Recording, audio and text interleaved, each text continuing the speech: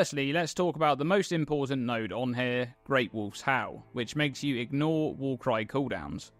Now, at the launch of Early Access, I believe that there'll only be 2 Warcries to choose from, Seismic Cry and Infernal Cry, both of which have an 8-second cooldown. The default behaviour of Warcries is typically to empower the usage of a follow-up attack, but we're not too interested in that, because we want to focus on Corrupting Cry, a support gem which makes the supported Warcry inflict corrupted blood on all enemies in its radius. The corrupted blood debuff inflicted in this way doesn't have base damage that scales from the gem like it did in PoE 1. Instead, it's scaled from your strength, and deals 10% of your strength as physical damage per second for 5 seconds. Now, in PoE 1, corrupted blood is a stacking, non-ailment damage over time debuff.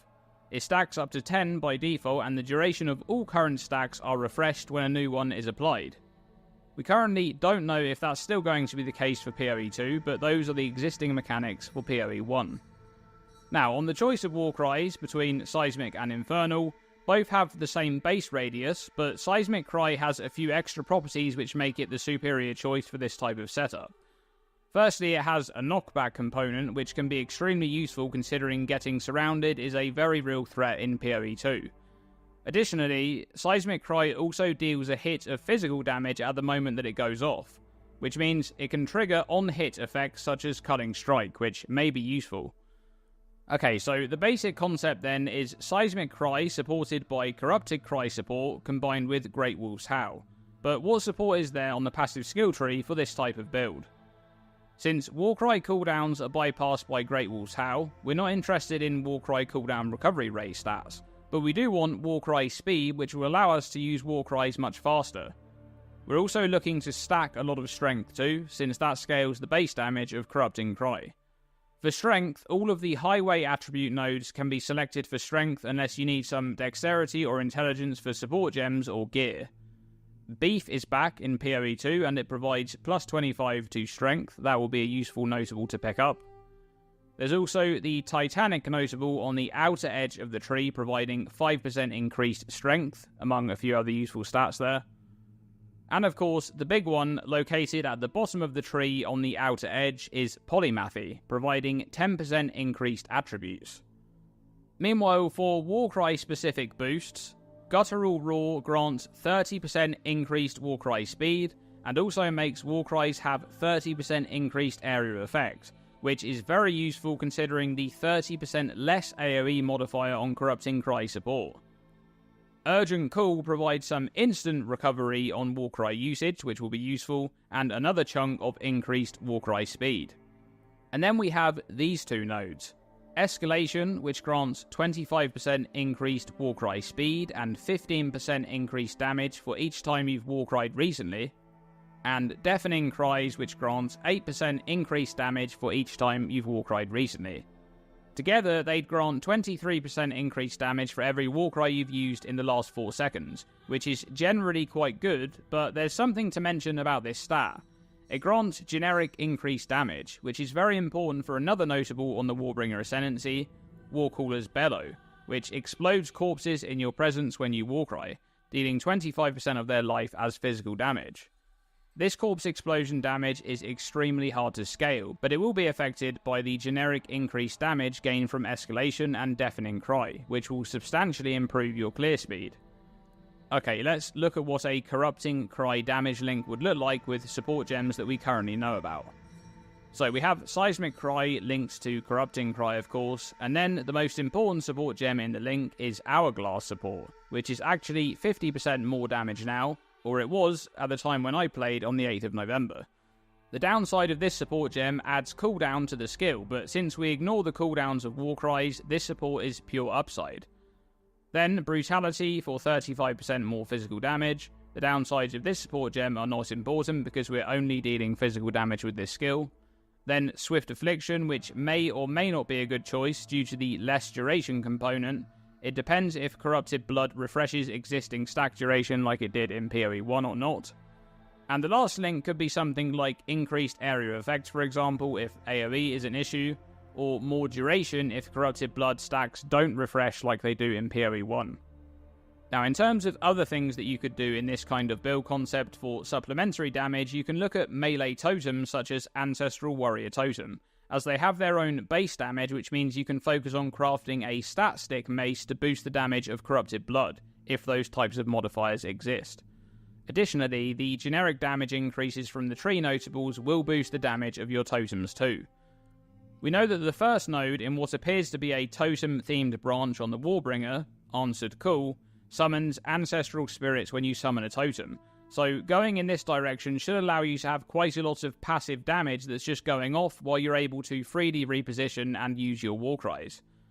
There's also the Encased in Jade skill, which looks like quite a useful option as a reactive guard skill ability to be able to tank larger hits. Defensively, a build like this should feel quite nice because you'll have a good chunk of extra life coming from strength, and as I mentioned before, there also shouldn't be too much time required standing in place, so you should be quite free to move around and dodge dangerous incoming hits. And we're still missing 5 full notables from the Warbringer Ascendancy. That's crazy. There's so many possibilities there on what those could be. But that's pretty much it. I just wanted to go over something I was looking into, as it looks quite good. But one of the big questions for me is how much strength you'll be able to reach, because we don't know just yet how much will be available on gear, for example. I hope you've enjoyed this video, and thanks for watching. And as always, stay tuned, and stay safe.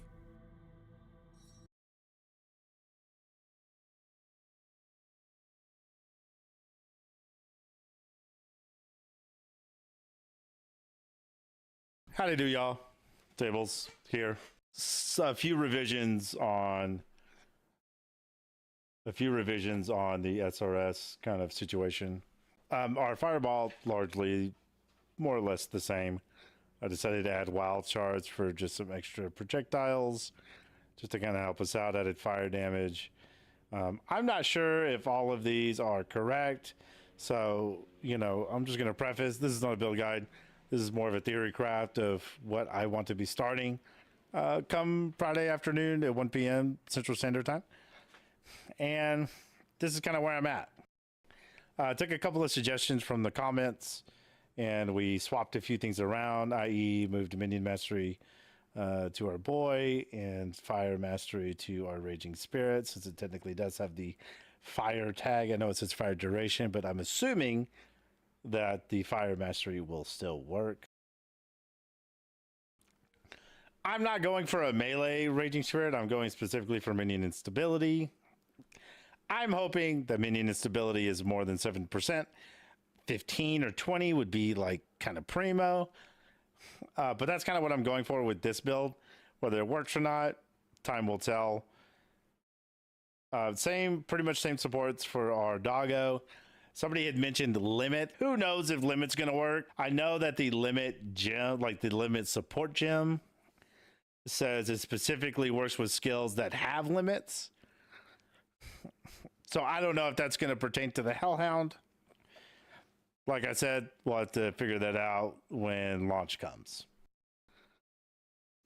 Paint Offering, I removed a bunch of stuff right now. It's just more duration. I don't really know what else I want or can add here that's really going to be relevant.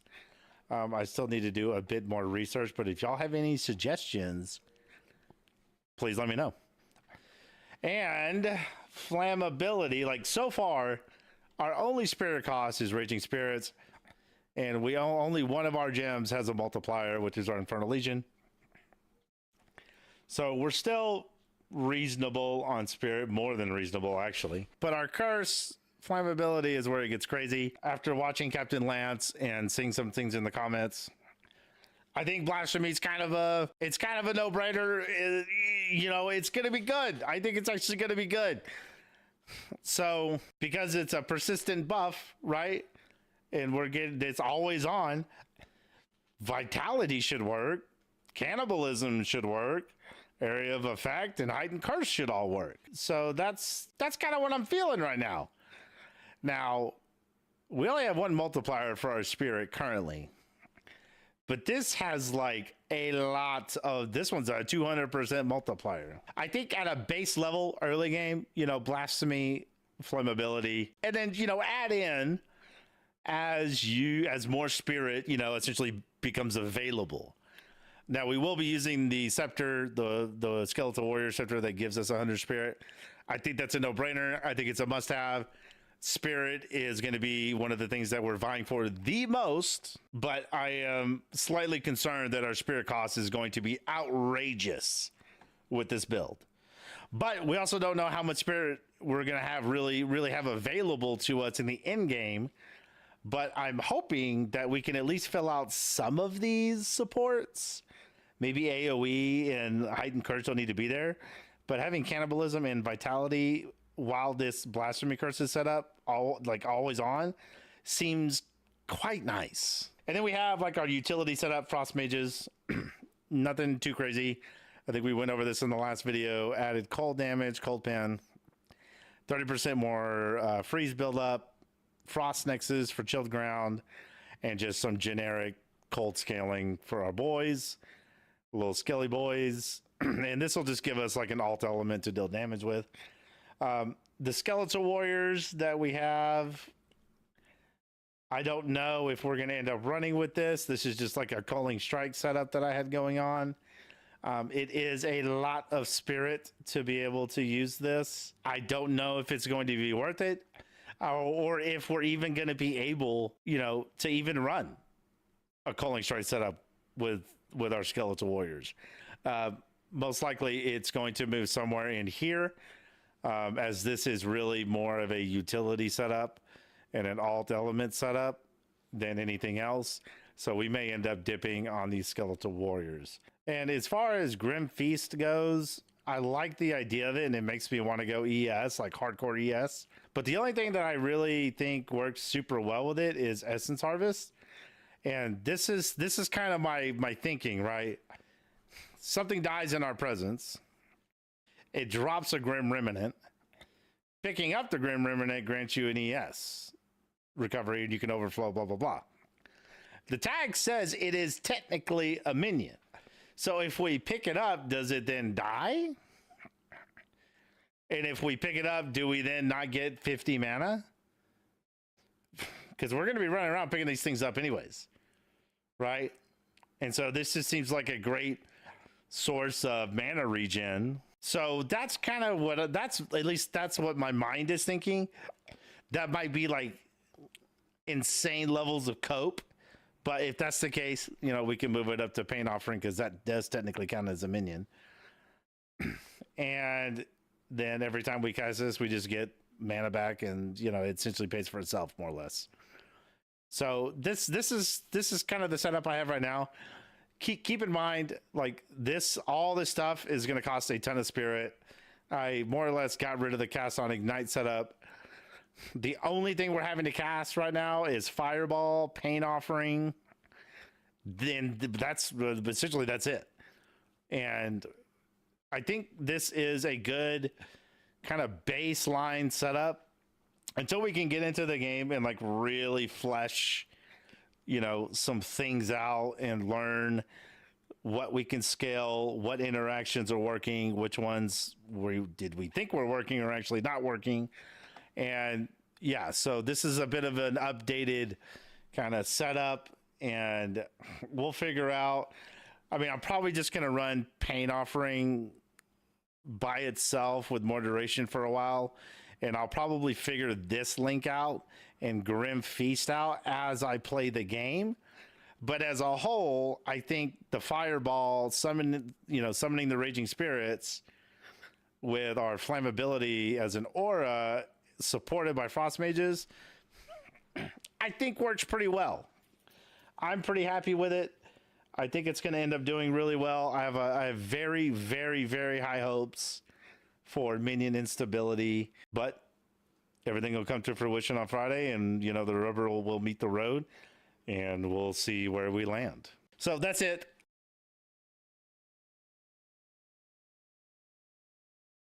Hey everyone, it's Allie, and I want to talk about an unbelievably important topic for new players that I don't feel like is getting enough attention. PoE has the fortunate/unfortunate problem of there simply just being too much loot. And if you're a new player, you only get 3 little measly tabs to work with to be able to store all the loot that you come across. I can guarantee you this, even with PoE 2 looking to drop you a little bit less loot, that this is simply not going to be good enough, and you're going to very quickly run into points of friction where you just constantly run out of space. I remember when I first started playing PoE 1, this was a massive problem until I finally decided to put money into the game. And well, given that the early access key comes with 300 points, which while you could spend on microtransactions, I'm going to hopefully show you why it'd be a very good idea for you to spend those points on stash tabs instead. While PoE might be a free game, it realistically isn't, as it kind of has a $30 to $60 price tag on it if you want to really get into the game, as playing Path of Exile without stash tabs is a pretty miserable experience. And before we do start talking about the tabs, I do want to make it very obvious to everyone that if you go and buy the tabs on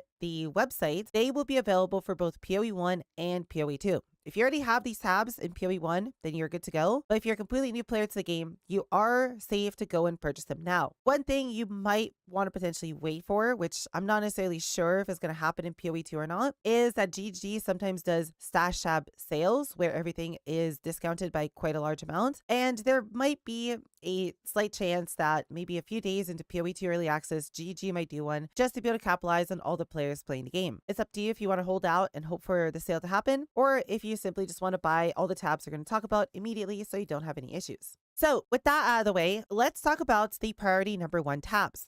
The absolute most important tab for you to purchase is going to be the currency tab. There are going to be quite a lot of currencies in PoE 2, just like there are in PoE 1. And while all this currency can stack, very quickly, you are just not going to have enough space in the normal 3 default tabs that you have to be able to store all this currency that you have. In PoE 1, there really isn't ever a reason to not pick up currency, and it's going to be the same in PoE 2, where you're going to want to pick up everything, and if you don't have the currency tab, it's going to feel very bad as you just run out of space. Each slot in the currency tab can hold up to 5,000 of their respective currency, which is more than enough and very difficult for you to actually reach that cap. The other nice thing is that the auction house will directly work with your currency tab, allowing you to buy and sell through the auction house window directly out of your currency tab if you wish to. One final thing to say about the currency tab is at the bottom of it, there will be 2 rows of additional slots where you can put any sort of other stackable currency like items that you want to, which might completely defeat the purpose of other tabs. A great example of this is in PoE 1, we could put blight oils in here. This can also allow you to hold 5,000 of each blight oil, meaning you don't need a blight tab at all because you can just store them at the bottom of your currency tab. There'll be plenty of cases like this in PoE 2 where you'll find plenty of things that you're going to want to store at the bottom, meaning that the currency tab is an unbelievably good deal. For the next priority number 1 tab,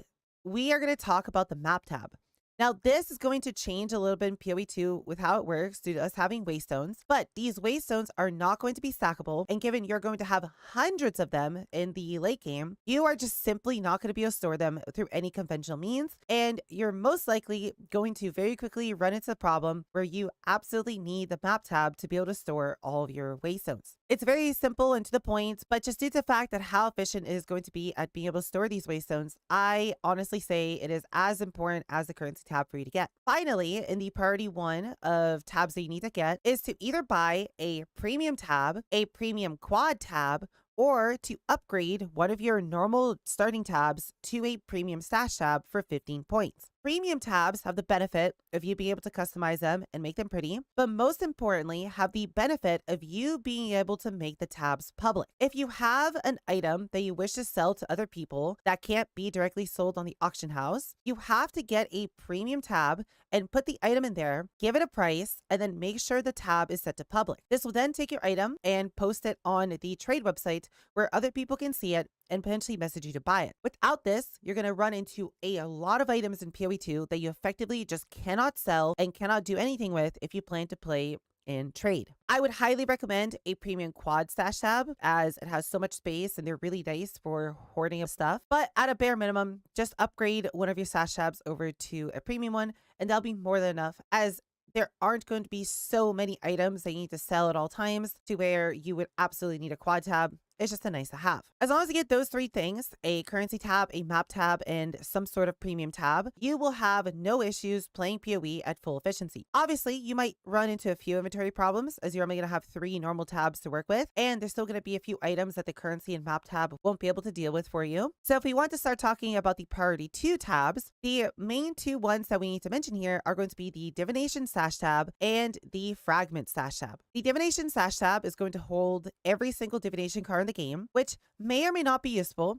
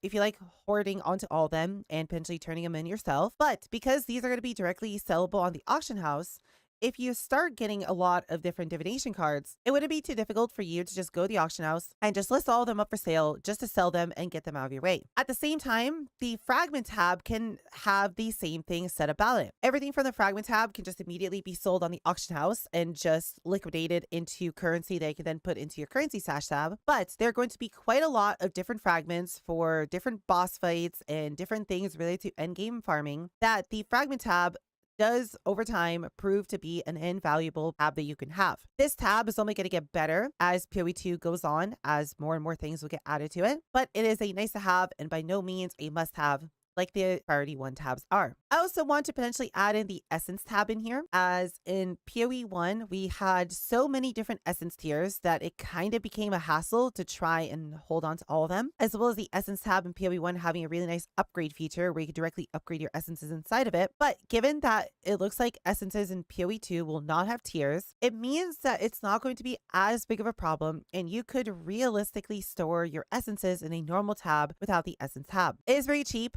but given we don't know exactly how useful it will be in PoE 2, I can't recommend it as a priority 1 tab. Finally, we have all of the priority 3 tabs. These are going to be the nice to haves, but by no means needed. And if you want them, they will give you a little bit of quality of life, but again, are 100% not needed. First, we have the unique tab. This allows you to store one of every unique, which if you like doing any sort of completionist thing, or if you like holding on to every unique you come across because you might want to make a build around it, this will definitely be the tab for you. This has a really nice percentage number at the top. So if you want something to do, if you want something to chase, it might be fun to fill out the whole tab.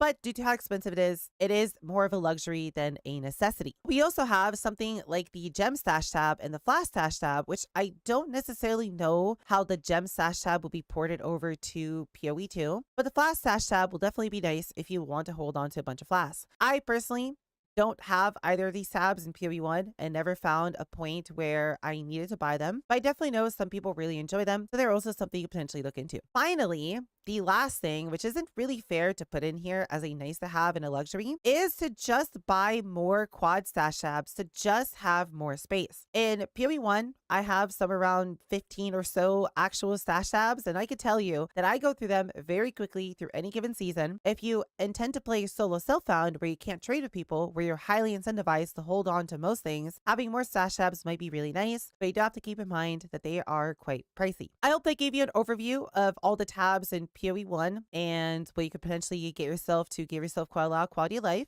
And I just want to end this video by saying I really encourage you to at least, at a minimum, get the currency tab. You can play without the map tab, maybe, kinda, but I really do not think you'll have a good time in PoE 2 once you get past the campaign without the currency tab. If you have any questions or you would like me to discuss any of this further, feel free to leave a comment in the comments below, and I'd be more than happy to help you as soon as I can. I also stream on Twitch every single day, so feel free to come by.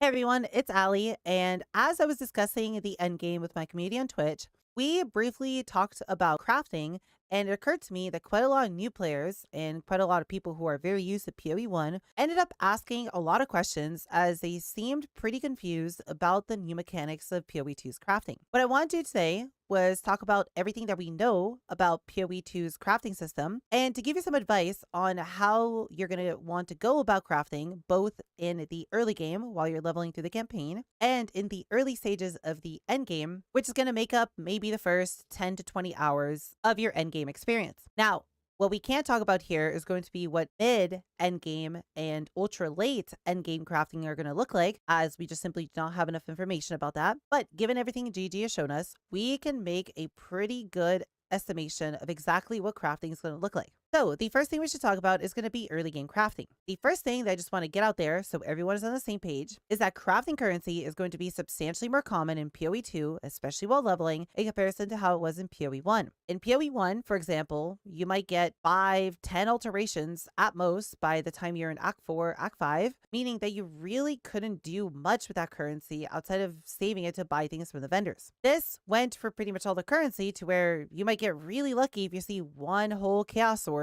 during your campaign, and you pretty much won't be able to see something like an Exalted Orb until you're maybe level 80, level 90 at best. Due to this, in PoE 1, you pretty much had to completely rely on the ground for all of your upgrades, which didn't really feel that good, as between trying to get the correct sockets and colors and links on your gear and trying to find gear with actually useful stats, it made it very annoying at times to potentially find upgrades to where you were using the same item for 5 or maybe 6 of the acts because you just couldn't find a replacement. In PoE 2, because we're now going to get substantially more crafting currency, that's not going to really be the case anymore. From early reports of content creators playing the first act of the game in the creator event, we know on average you can expect somewhere between 2 to 3 Exalted Orbs in Act 1. If we extrapolate that and assume that we're going to find more and more as we continue into the end game, we can probably expect that in the mid-acts, you'll get maybe somewhere around 5 Exalted Orbs per act. And towards the later stages of the acts, you'll probably maybe even see up to 10 if you get a little bit lucky. GGG have talked about Exalted Orbs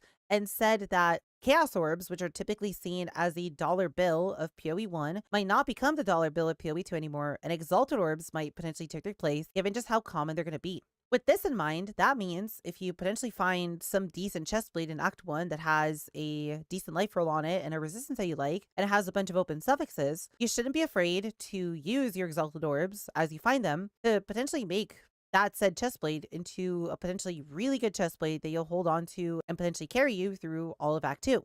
On top of that, you're going to get substantially more transmutes, augments, and potentially even more alchemies and a few chaos orbs here and there, at least through the entirety of the campaign, meaning picking up some sort of decent blue item off the ground that has a stat or 2 that you like and regaling it into a yellow item and potentially hitting a good stat might actually be a valid way of you finding upgrades. Obviously, you're still going to get a lot of upgrades through just finding decent gear off the ground, but you could potentially now take that decent gear and make it even better, or potentially turn an item with 1 or 2 mods that you like into an item that you'll actually equip because you end up hitting a good 3rd or 4th mod on it. This is also going to be very important for weapons because weapons really scale off of the stats on them extremely heavily, especially in the early few acts. Given you're going to see so much more crafting currency, it would be reasonable for you to potentially find a new bow base off the ground and just transmute, augment, regal, and then exalted orbit into potentially a really good bow that might carry you for an act or 2. Another thing to mention is we might potentially see essences while leveling. We know they're going to be in the end game, and we have no confirmation if they're going to be available during the acts, but if essences are available during the acts, a combination of an essence, an augment, or regal could potentially give you a really good item that you can potentially exalted orb to make it even stronger. Speaking of essences, they are going to be the core backbone of endgame crafting in the early stages of it. Essences are being reworked in PoE 2 to where there's now going to be 2 types of essences. There's going to be the normal variant and then the greater variant of each essence type. There might be a few essences that break this rule, but as far as we're aware, the vast majority of them are going to follow this normal and greater fashion. The normal essences are going to specifically only be usable on white items to then turn them into a blue item with a guaranteed mod on them. For example, if you were to use a speed essence on a pair of boots, you'd be guaranteed a speed mod, which would be, in this case, movement speed. What you could then potentially do with this, and this is how you're going to most likely craft a decent chunk of your gear, is to take a white item, put an essence mod on it that you like, and then use an orb of augment in the hopes that you'll get a second mod on there that you really like, and then potentially use a greater essence, which will then take that 2 stat blue item and turn it into a yellow item with a 3rd stat on it that is guaranteed to be whatever you choose to be. This means it'll be very easy for you to make 3 statted yellow items to where at least 2 of the stats, if you don't want to fish too much for a 3rd stat with your orb of augment, that can then be further exalted orbs, which, given how substantially more common they're going to be, would allow you to then potentially make a item that will have 4, maybe if you get lucky, 5 really good mods on it. If we then combine this with the new rune system, which are going to be items that you're going to be able to find extremely commonly while you're going around and adventuring, we can then potentially take a rune with a stat on it that we really like. For example, maybe take a rune that gives you cold resistance and then apply it to a socket.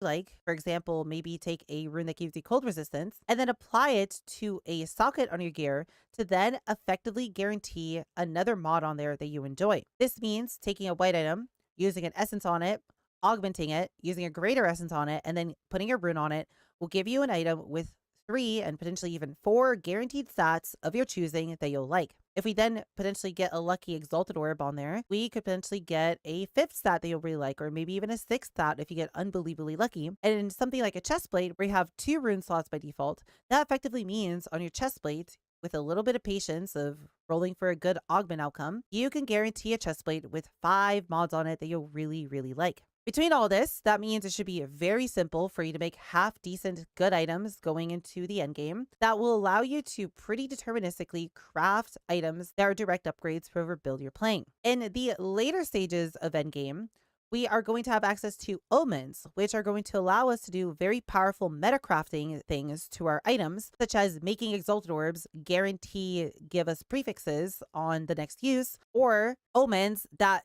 guarantee that the next orb of annulment either removes all the suffixes or all of the prefixes off of your gear. We don't know enough about omens other than GGG have said that they don't want to spoil them and there's some unbelievably powerful effects available to us, meaning that as we push into the end game, we will eventually be able to effectively edit our items and deterministically craft them into near perfect or perfect items for whatever build we're playing. Obviously, that's going to get expensive as those items are going to be rare, meaning you're most likely going to have to buy them from other players. But from the sounds of it, it does sound like the super end game of PoE 2's crafting will be as extensive as it was in PoE 1. What I really like about this system changes is that between the new essence rework and the runes, it's very reasonable for the average player in a very simple and easy to understand crafting process make upgrades for themselves and not have to rely on either identifying every single rare item they see for upgrades or having to specifically go and buy them from other players. If essences end up being very common in PoE 2, and given how they work now and their effective one-time use on items, I don't see why they wouldn't be. I think the average player not only will have an easier time understanding how crafting works now, but will be able to interact with it substantially more than they were able to in PoE 1. A big issue in PoE 1 was that crafting was so difficult to do and so RNG, and it just costed so much money that it was very easy for you to just throw a bunch of money at crafting and basically walk away with absolutely nothing. I really like that that is going to be made substantially better in PoE 2, and I think a lot of people are just going to really end up enjoying the new crafting system. If you have any questions on any of this, feel free to leave a comment in the comments below, and I'd be more than happy to help you as soon as I can. Or you're more than welcome to come by Twitch and either hang out with our community and be a part of it, or ask any of your questions directly there. With all that said, I hope you can. Hey guys, Gassy TV here with another Path of Exile 2 video. And in this one, I'm going to tackle a couple of handful of tips for the new players coming into Path of Exile 2. Maybe it's players that have never touched PoE 1. Now, I know that the vast majority of the subscribers to this channel are literal PoE veteran gold.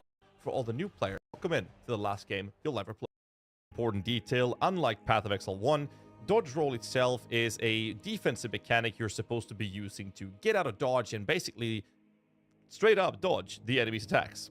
What's very important to point out here is that the dodge roll itself does not have any iframes where you are rendered immune to any sorts of damage. There is also abilities in the game that are actually unavoidable with a dodge roll, and we don't really know which ones the abilities are going to be having this feature, so we'll have to see that as we play. So the way you want to use the dodge roll and how you have to think about it is a couple of very important factors.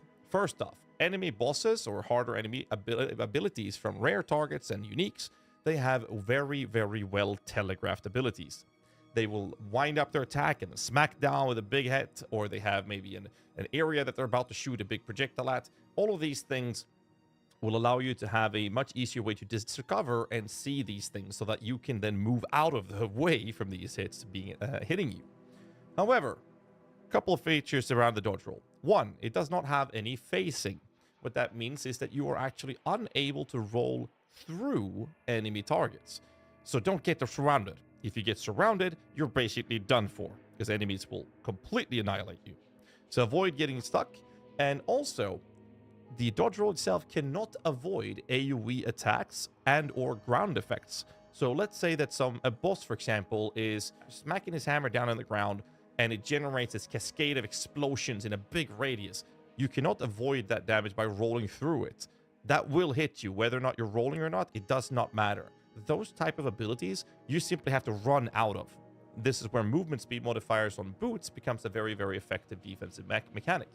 However, if the same target is swinging his big weapon around and he's about to hit you, that ability or that skill you can dodge with a dodge roll. So again, dodge roll will allow you to dodge incoming attacks and also spell hits, as long as they are not a ground effect or an area of effects. Yeah, that sounded weird, but you can dodge those at least. Moving over to the second part of this video, it's equipment upgrades. PoE 2 puts a lot of emphasis on finding upgrades on the ground and also provides a lot more crafting materials compared to PoE 1. This allows players to use orbs such as the Transmutation Orb. This allows you to make a white or normal item into a magic item. And a magic item can have 1 or 2 modifiers. If a magic item only has 1 modifier, you can use an Augmentation Orb, adding another modifier to a magic item. And after this, you've capped out a magic item. Other crafting materials that can be effective and be used early game comes in the form of, say, Regal Orbs. This turns a magical item into a rare item. A rare item can have up to 6 modifiers, and you can add more modifiers to this item by using the Exalted Orbs, which is seemingly very commonly dropped in Path of Exile 2 and also confirmed by Jonathan in various interviews over the past 2 weeks. The important piece of information to pick up on this topic is in fact that equipment upgrades is extremely important for the general power of your character's efficiency. This can be seen in the general playthroughs from a bunch of us content creators out there, and one of the ones I'm going to mention in this is actually Subtractum's Sorcerer video, where he drops on the very first target an extremely powerful staff. This staff basically made him do so much damage that he was walking through a lot of the content in the early stage of the campaign. And this just puts another emphasis and confirmation in the importance of equipment upgrades as you're playing. The next topic is going to be skill gems and support gems. As you progress, you'll find yourself getting uncut skill gems and uncut support gems. Now you can always follow a guide. I myself post a lot of guides for a variety of ARPG games, mostly for PoE, which will be found on Icy Veins later on, and this will help you navigate the vast amount of options. However, for the early access, this is actually going to be impossible, so we don't have enough information available to create proper guides for people to follow. Because of this, you're basically going to have to play early access like everyone else, and just explore it and find your way through this insanely difficult jungle of options. So what you should think about in the early days of the early access launch is essentially the game itself providing you a very straightforward and also easy way to help newer players make functional and good choices by having a list of recommended skills for your class. Same goes for the uncut support gem system. When you cut an uncut support gem, the game will actually list recommended support gems that will work for the skills that you currently have equipped. The best tip here is to use the recommended list provided by the game, and keep in mind that unlike other ARPGs, your skills are meant to be used in combination with one another. A good example would be how a firewall can be placed on the ground, and if you then shoot a projectile through this firewall, such as, say, Spark, it makes those projectiles deal added fire damage. The second important detail to think about skills is that some abilities will be used situationally, as a utility kit for your character. And these can come in many different forms, such as skills making enemies take or deal more or less damage, freezing or slowing them, or straight up just stunning them. And this can become very important options to have ready at hand should you find yourself in need. The next topic I think is one of the more important ones for newer players coming into Path of Exile, because unlike Path of Exile 1, the topic of health and resistances is that there's almost no life-providing modifiers on your passive skill tree. So in PoE 2, this basic defensive modifier is now almost exclusively found on equipment. Just as important it is to increase your character's offensive capabilities, so is surviving. Finding or crafting equipment that has a life modifier is the most effective way to increasing your survival, but so is resistances in the later stages of the campaign. Other modifiers are just as important that fulfills the same results, such as having increased movement speed on your boots as mentioned earlier, as this will make you not just clear areas faster for your offensive clearing approach, but get out of harm's way easier to fulfill the defensive benefit of moving faster. Same goes for skills that stun, freeze, or slow enemies to help you with general survivability. So health and resistances should not be scoffed at and should be something you keep in mind as you're playing through. The last tip I have for you guys is going to be covering the topic of bosses. In Path of Exile 2, there will be about 50 bosses, and when the game launches, there will be 100 bosses and more when you're playing the game. You'll find yourself engaging a lot of these during the campaign with an absurd amount of different bosses, as mentioned. Most of these will drop passive permanent buffs to your character, ranging from increasing the maximum amount of spirit for your character, all the way to having passively give you extra resistances, which, as mentioned earlier, will be a very effective way to increasing your survivability. This obviously makes it very beneficial to hunt all of these down, and they should have a clear marker on the in-game map where to find them and what they provide to help you navigate this feature of the game. We've also got confirmed that these specific passive buffs will be found on these bosses in the end game as well, so you don't necessarily have to farm all of them in the campaign. However, some of these bosses can be very tough to handle depending on your character's level and equipment. So do keep in mind that if you find yourself struggling to defeat a boss, you can always backtrack and farm previous areas to level up or find better gear and then give it another try at a later stage. As we content creators always do, I am going to ask you to hit that like button, subscribe for more content as it helps the channel out a lot, and we are so close to 100,000 subscribers, so I really appreciate that support. And as I mentioned in the start of this video, if you are an ARPG veteran or a PoE experienced player, let me know and let the new players know in the comments down below the best tip you have for new players coming in. And again, welcome in everyone joining in Path. Hi everyone, today I want to talk about crafting in Path. Have a very good starting point, and then you can consist of maybe a certain weapon type or a certain armor type or something that you really want to use. So effectively you go in there, you keep picking up every single bombard crossbow, for example, for this build here. Whenever it's like a white item, then you just like throw on the transmute, you throw on the augmentation, and you your own character. And to continue with this, there's also these omens, which is like some of the more endgame advanced crafting systems. They come from Ritual, so this is one of the endgame systems, and we also have 3 examples of these already. Effectively, what they do is they alter certain other crafting currencies to do a special thing. So you have actually a bit more, you know, like a fine-tuning and a bit more like control over what is actually happening instead of having purely random results. So we see this here, Omen of and that kind of covers like most of the stuff that we have so far. The start of the item. There are 2 more crafting currencies that I want to talk about though, real quick, which is the Orb of Chance, which is kind of what it says. So this is just kind of the random gamble. So these are usually relatively like worthless, I guess, because you don't have much control over what actually comes out of it. From PoE 1. And we also have the Divine Orb here, which is another at least kind of high-end currency in Path of Exile 1, which I don't expect to be actually that valuable in PoE 2. It might still be somewhat rare, but its use cases have kind of diminished a little bit in PoE 2, I can say. But this is basically just to reroll the range example. And lastly, we have the Val Orb. So this is a more I have just described into like a nice little cheat sheet overview. So this can maybe help you to kind of like keep those things memorized.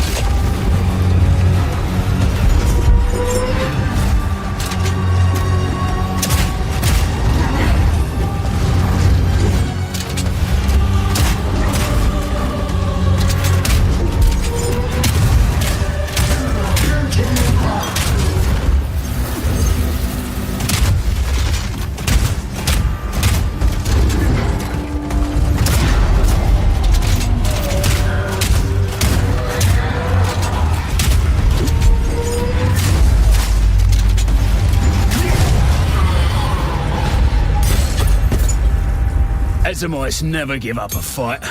I expected no less. Me pockets are full.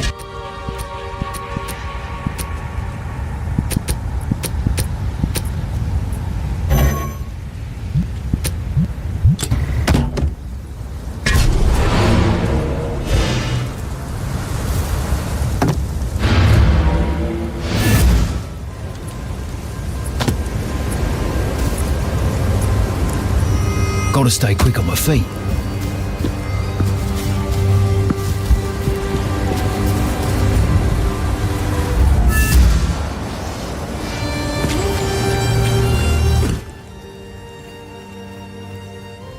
Curious spikes, but be cautious. I would ask what you need these for, but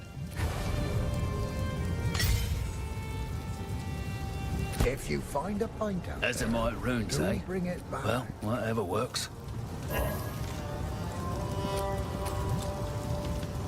How's the clearing?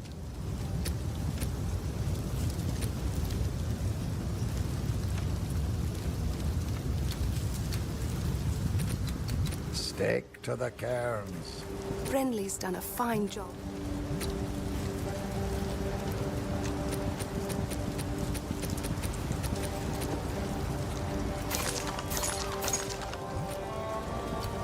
Stay safe. If you can.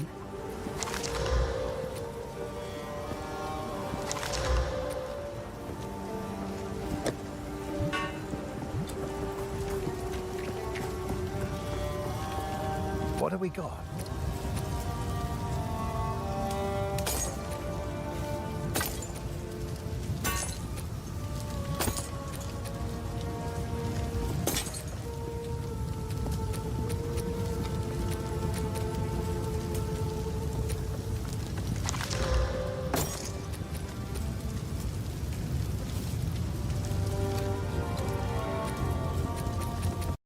Jonathan Rogers' interview with Kakao Games.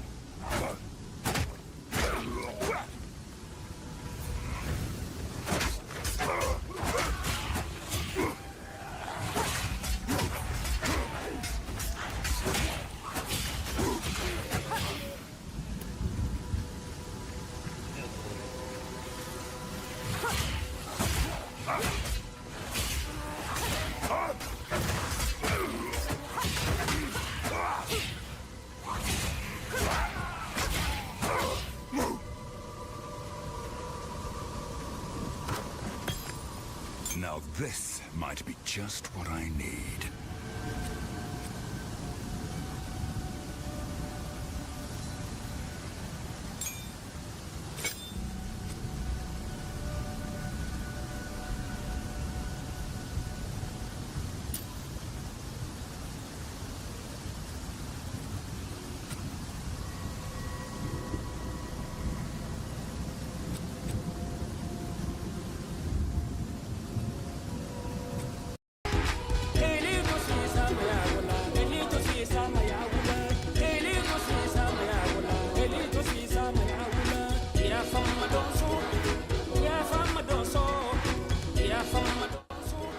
He will help feed Elio.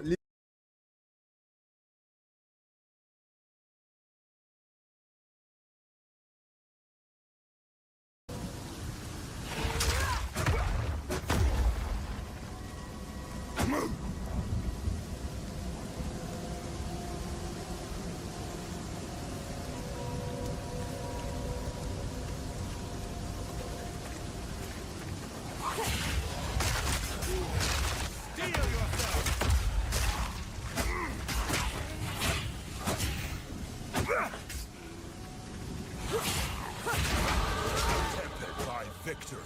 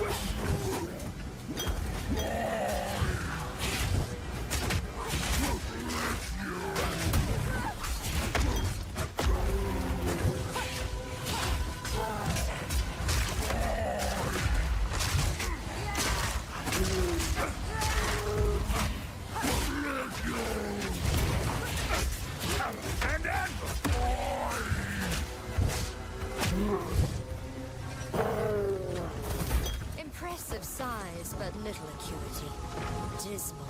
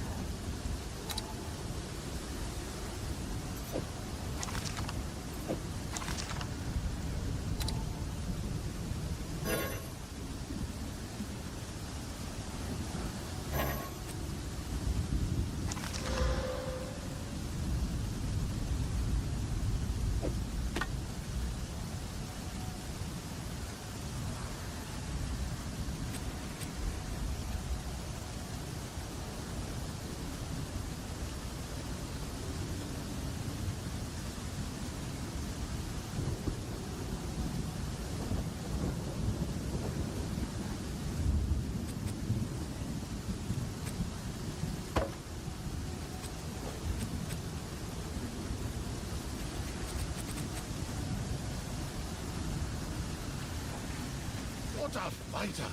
Come and speak with the other. Is this all that remains?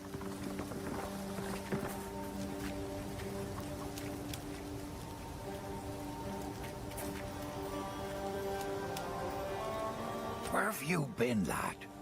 I've been worried sick. Well, we could sorely use you.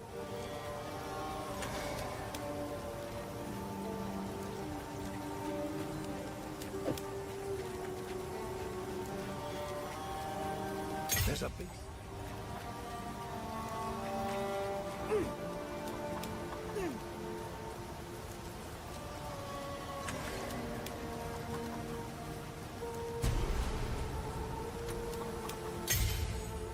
The Count must die for what he has done to us. Kindness is a rare trait in these times, for good reason.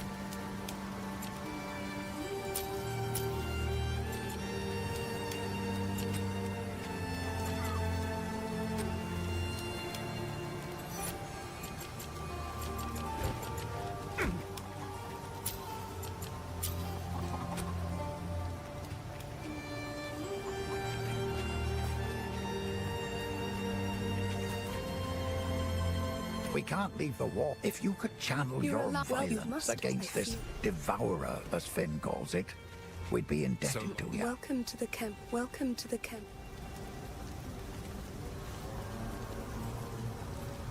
Stay safe, if you can. Darkness holds no power without light.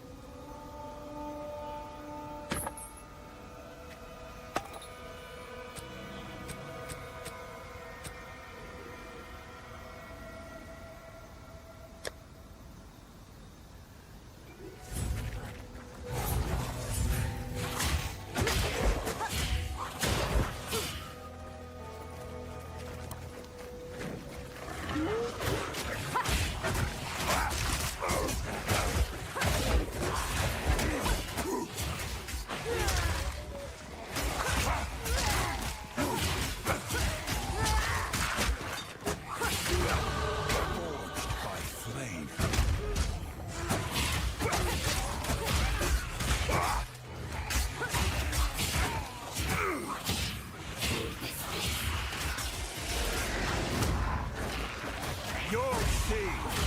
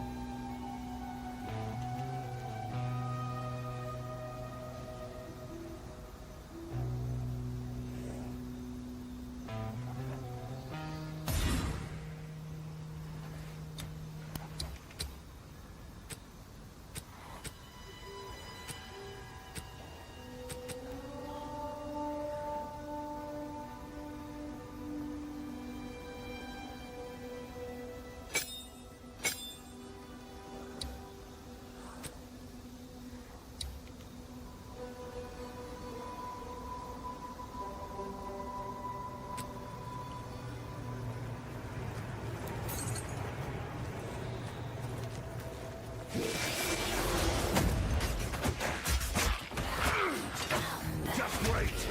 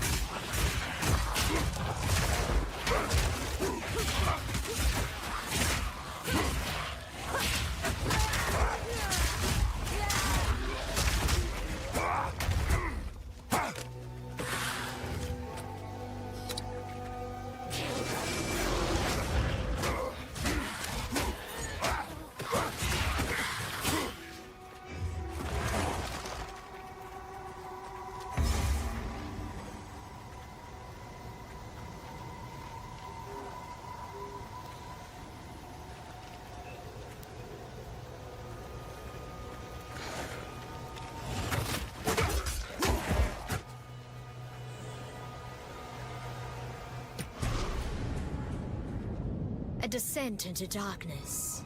Is this how curiosity ends?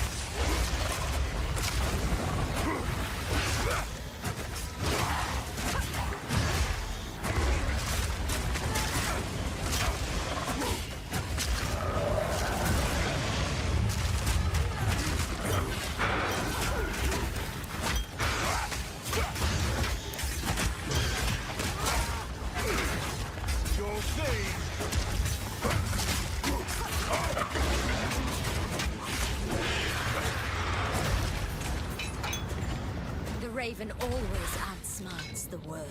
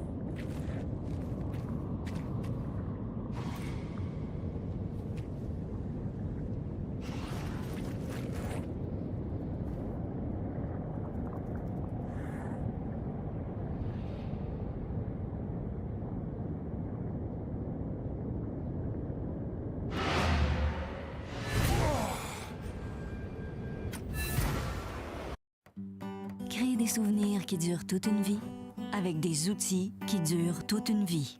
New Band-Aid brand Pro Heal creates an environment for 60% better healing.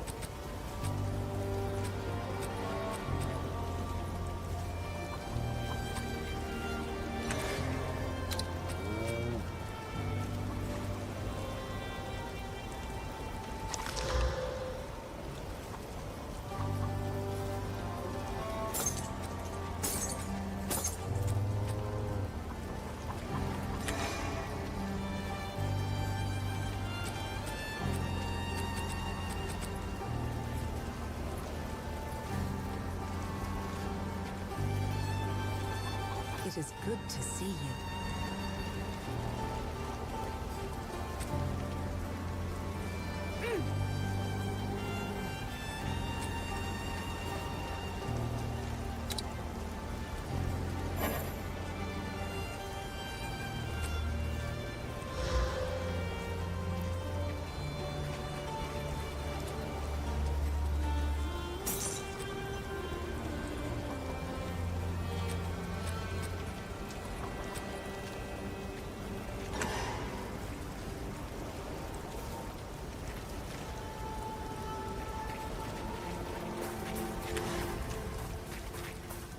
Separated, we can breathe a bit.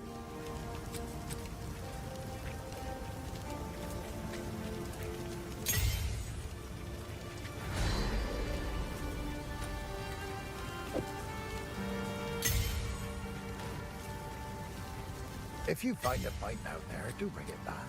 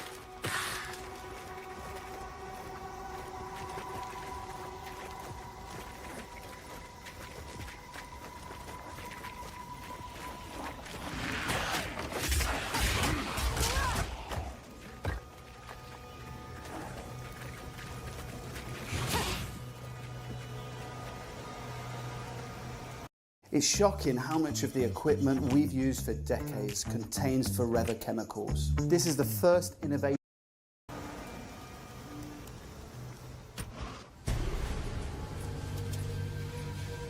The Growlwood has changed, and not for the better.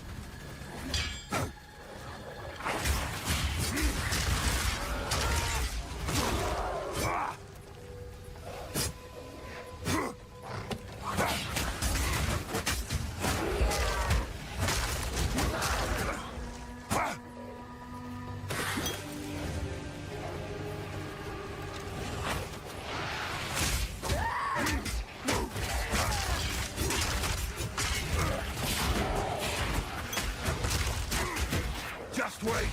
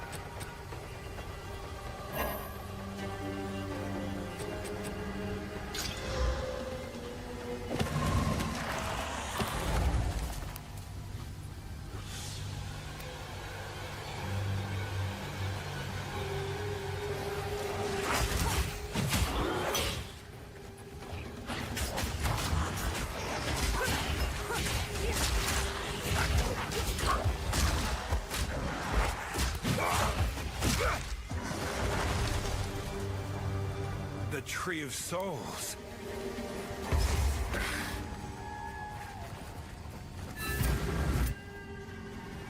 The Tree of Souls. Those blue Renly.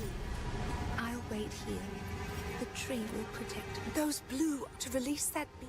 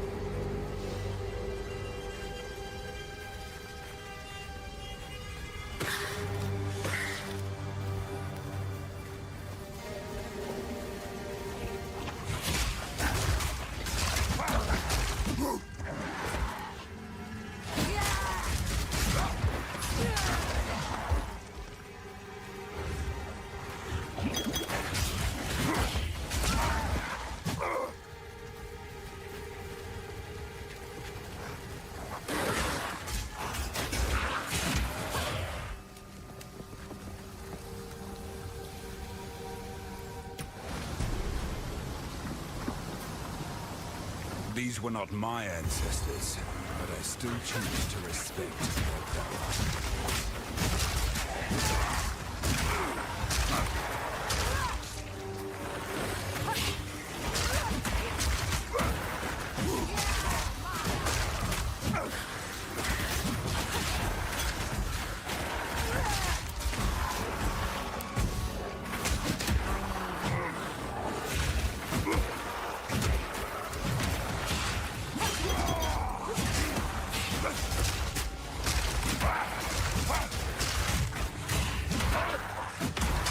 Move!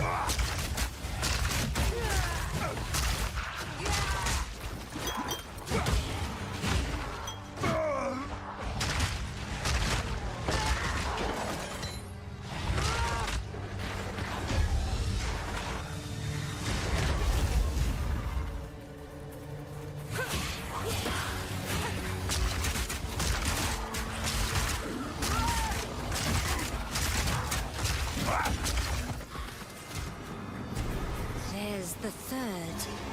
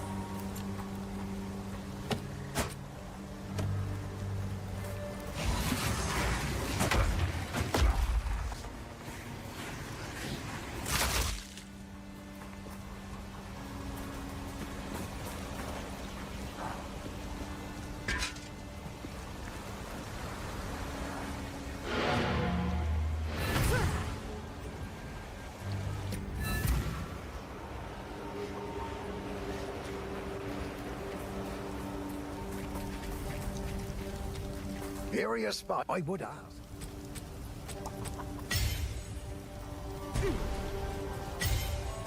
The Tree of Souls must bend to my will now.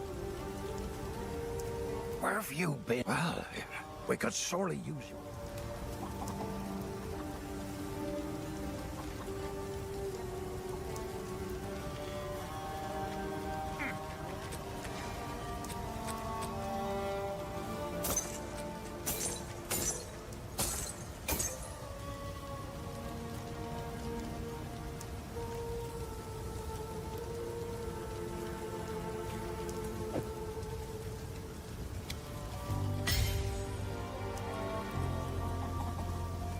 It's fine work, Father. I still have much to learn. Renly's done it.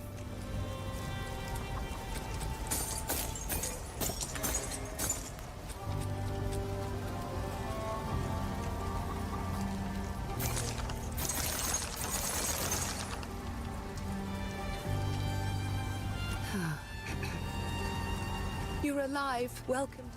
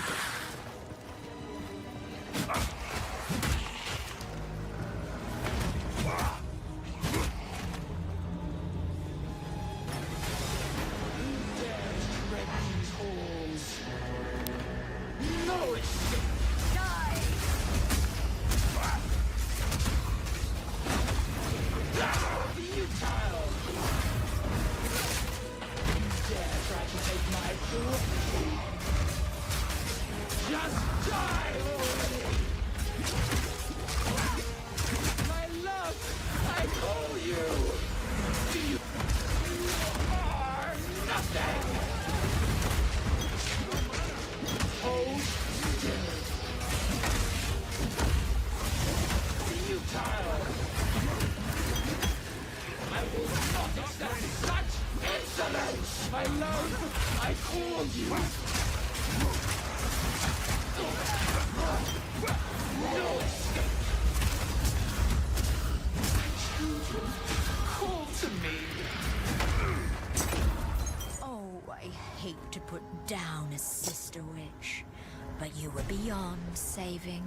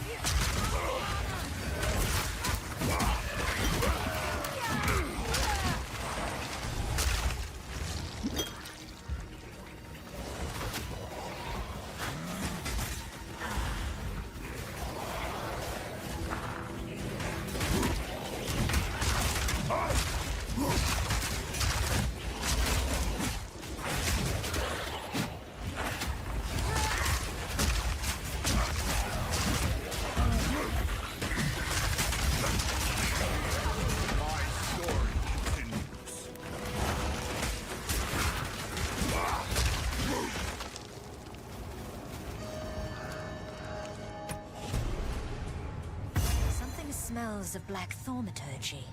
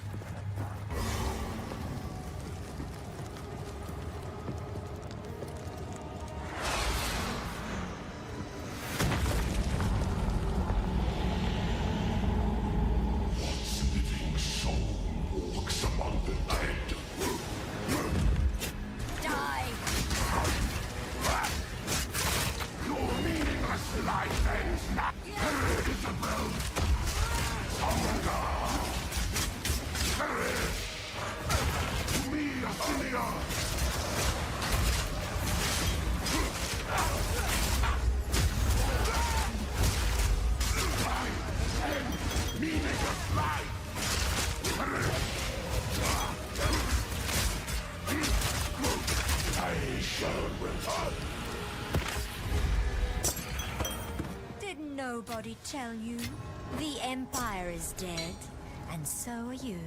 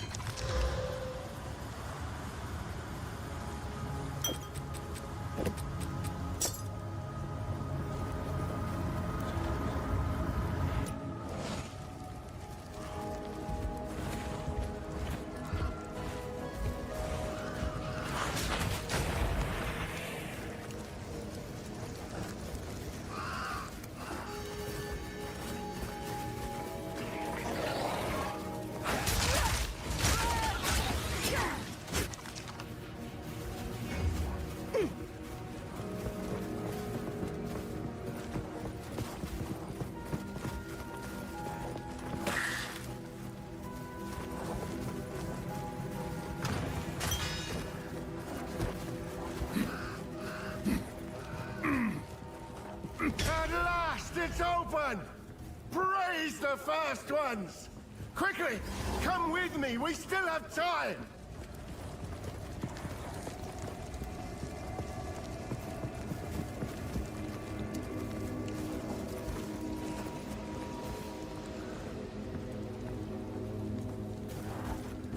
Isabel, Torquil, Callum, the family of Count Lachlan of Ogham. My family! This doesn't make any sense! They're dead! Those bastard Eternals! I must make them pay! I must make them suffer!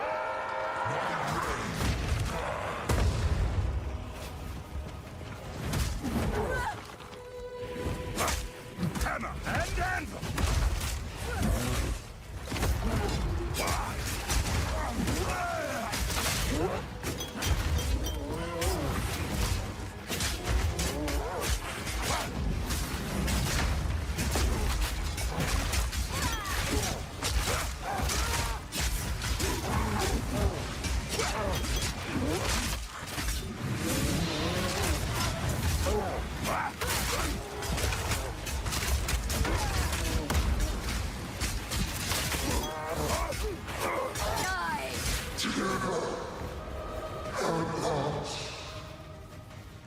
If you can't control them, they will control you.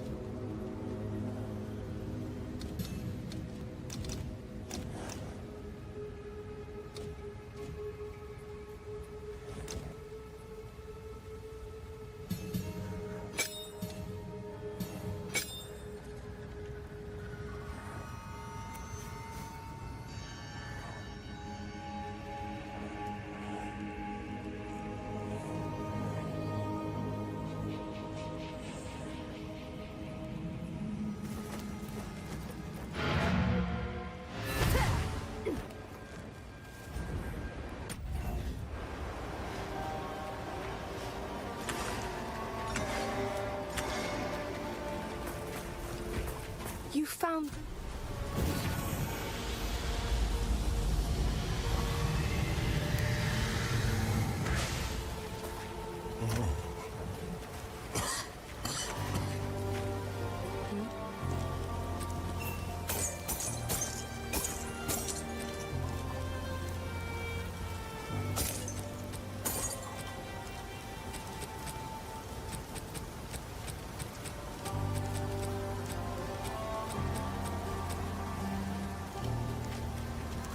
Yes.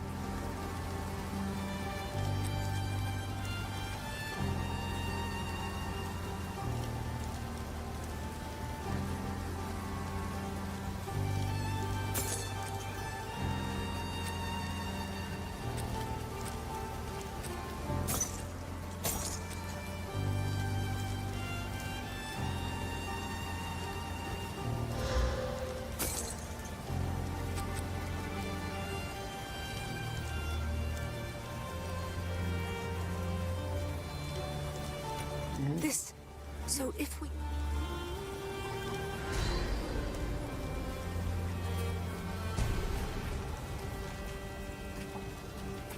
How can I help?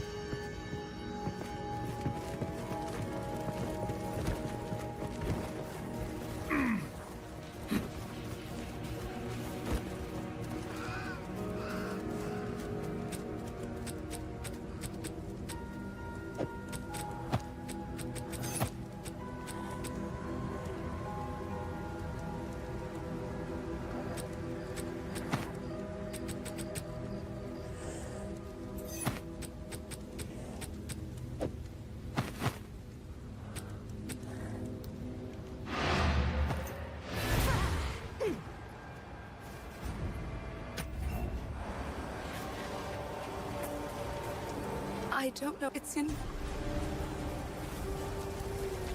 How can I help?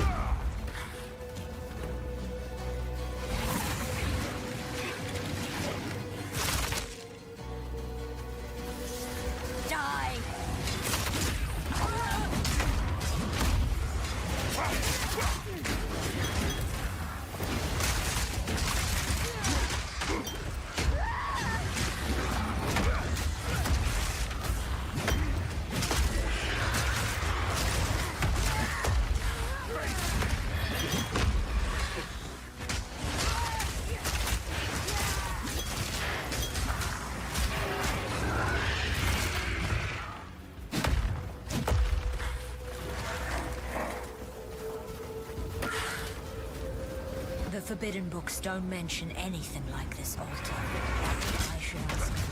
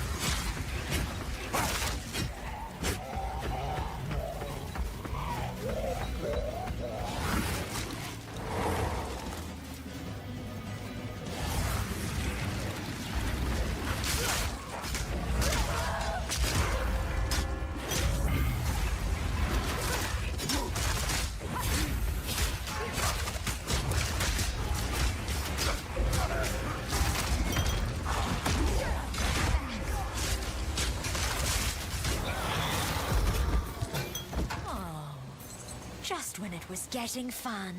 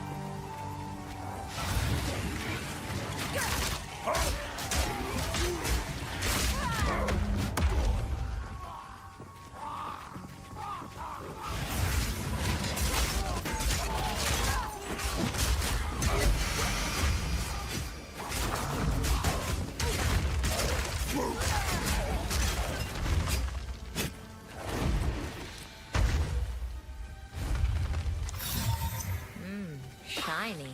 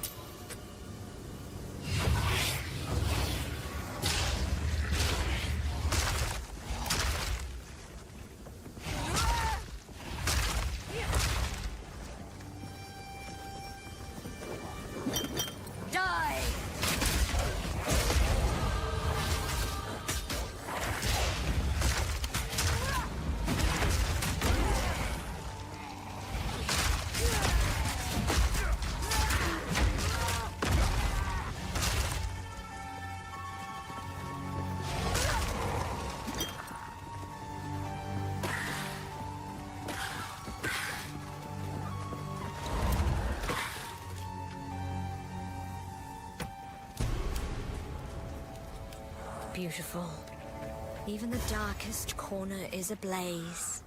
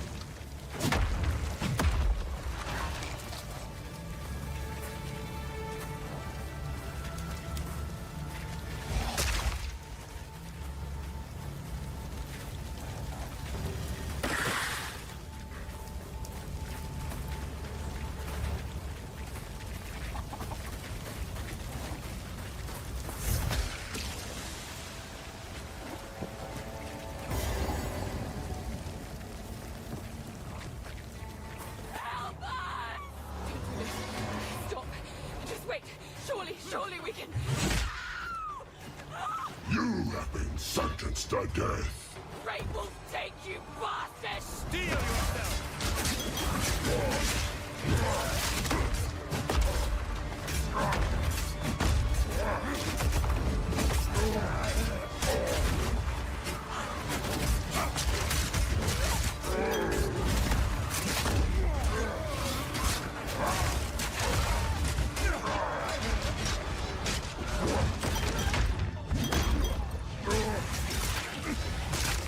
The guillotine drops.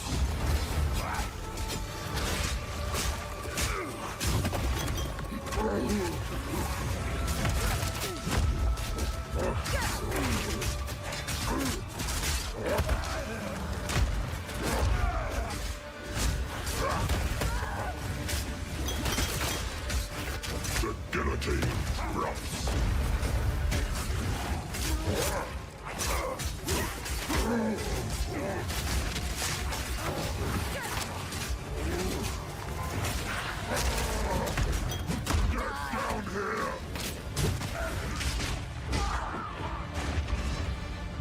The guillotine drops.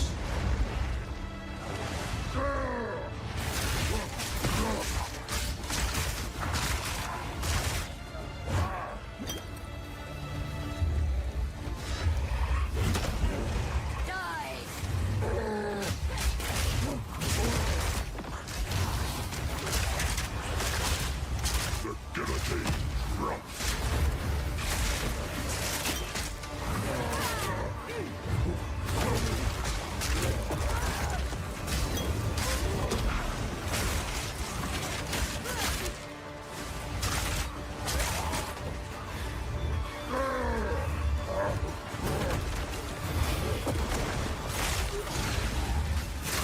I will finish what I start.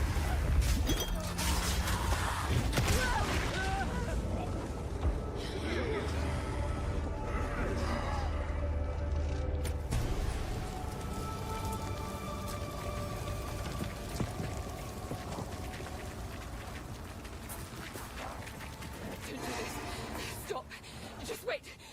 Surely we can... You shouldn't have come back here.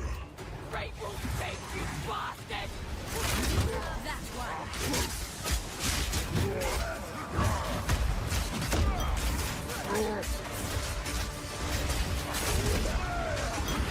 Cut asunder. Hammer and hammer.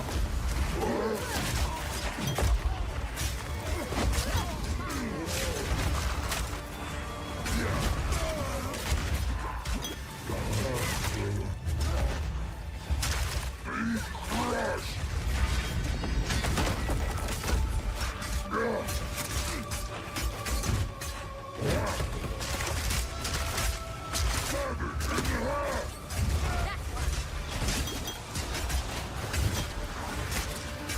Cut asunder.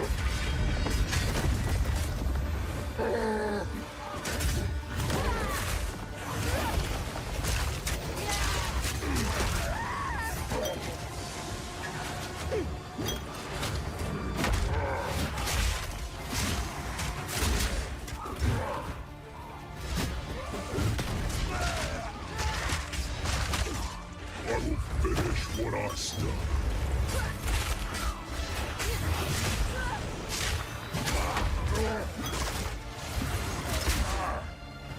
Cut asunder!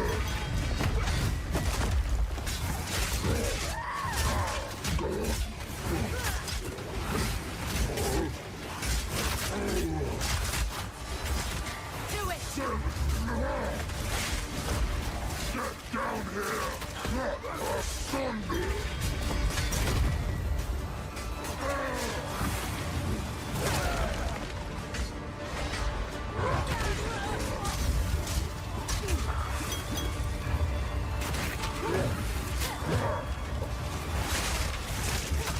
Severed in half!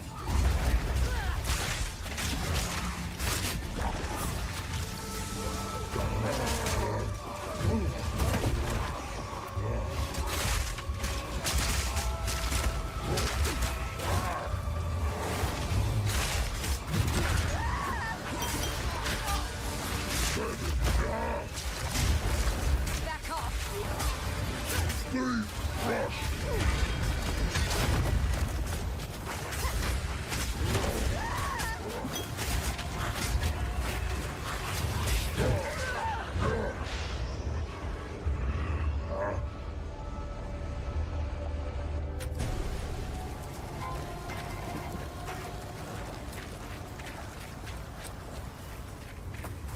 do this.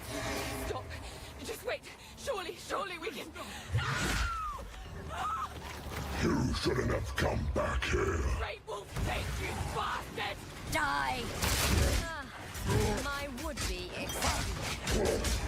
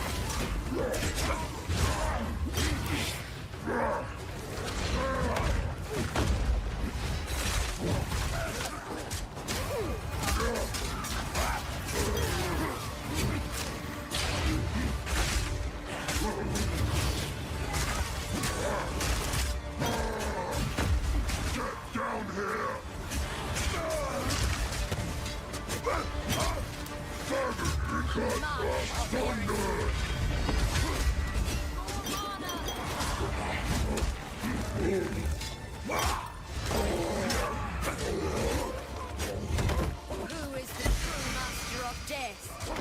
Not you.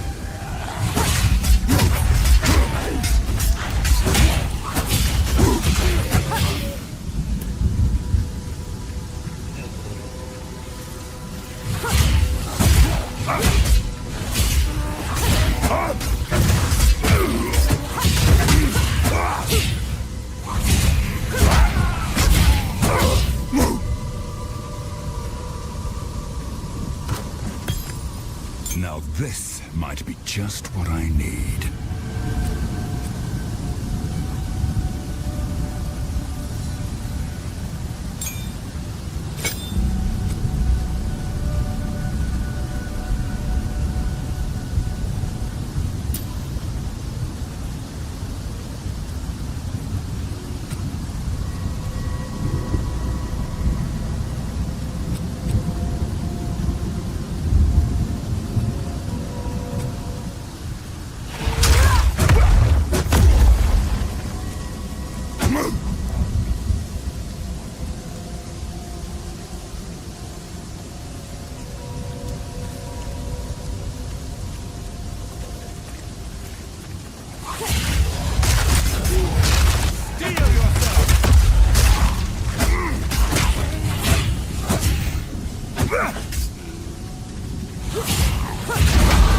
Tempered by victory.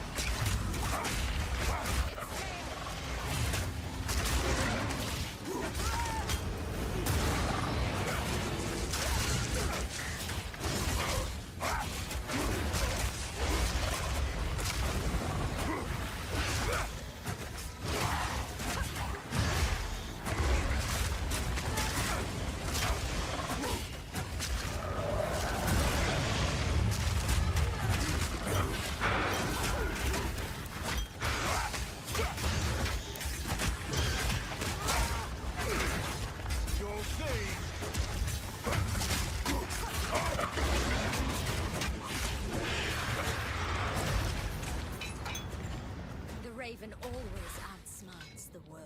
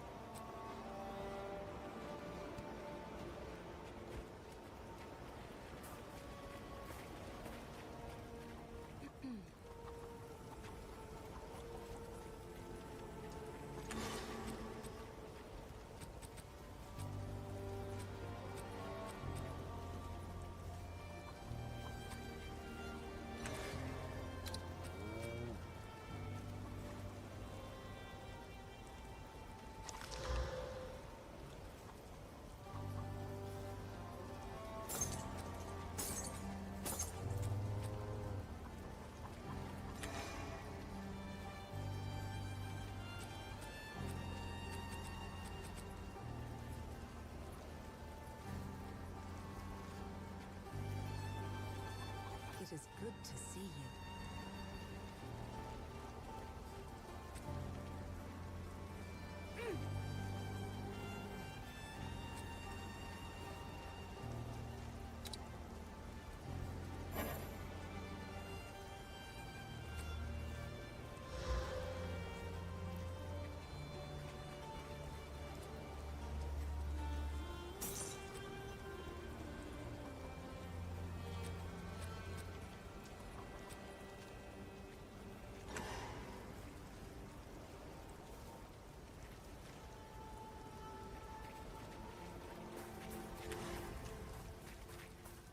Separated, we can breathe a bit.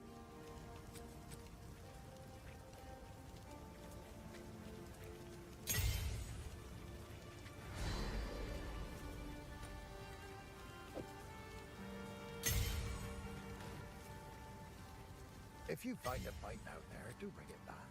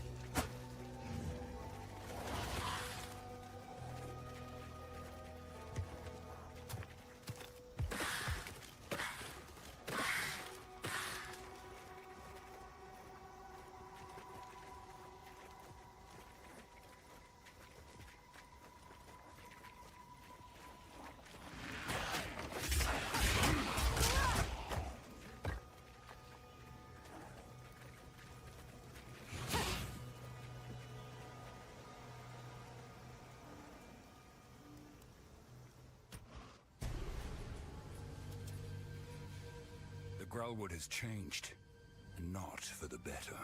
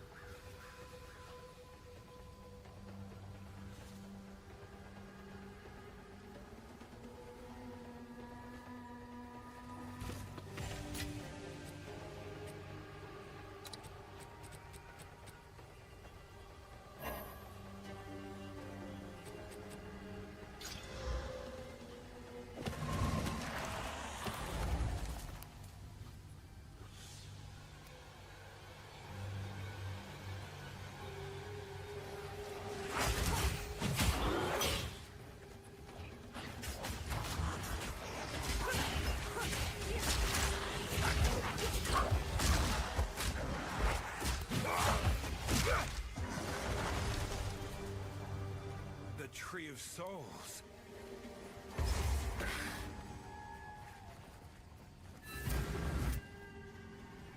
The Tree of Souls. Those blue Renly.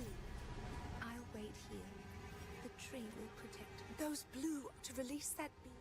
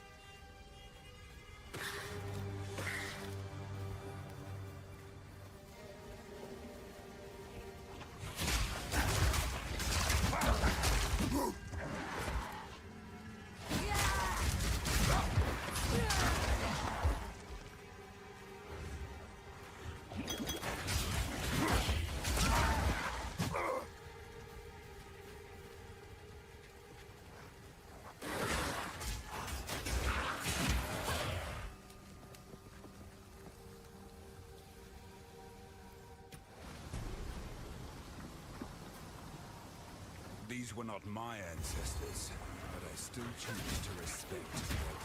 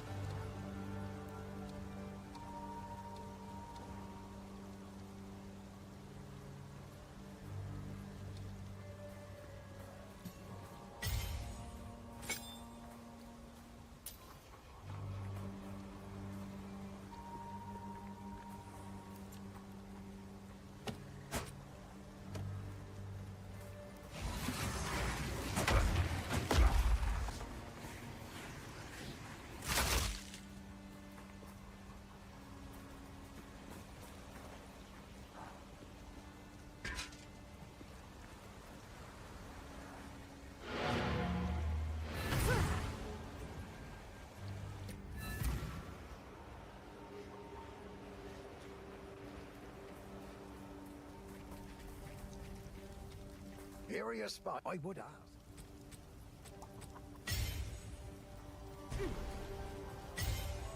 The Tree of Souls must bend to my will now. Where have you been? Well, we could sorely use you.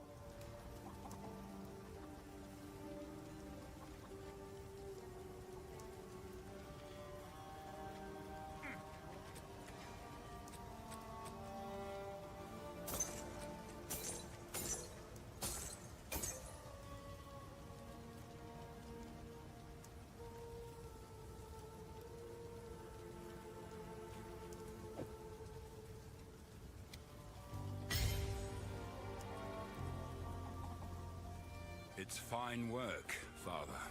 I still have much to learn. Renly's done it.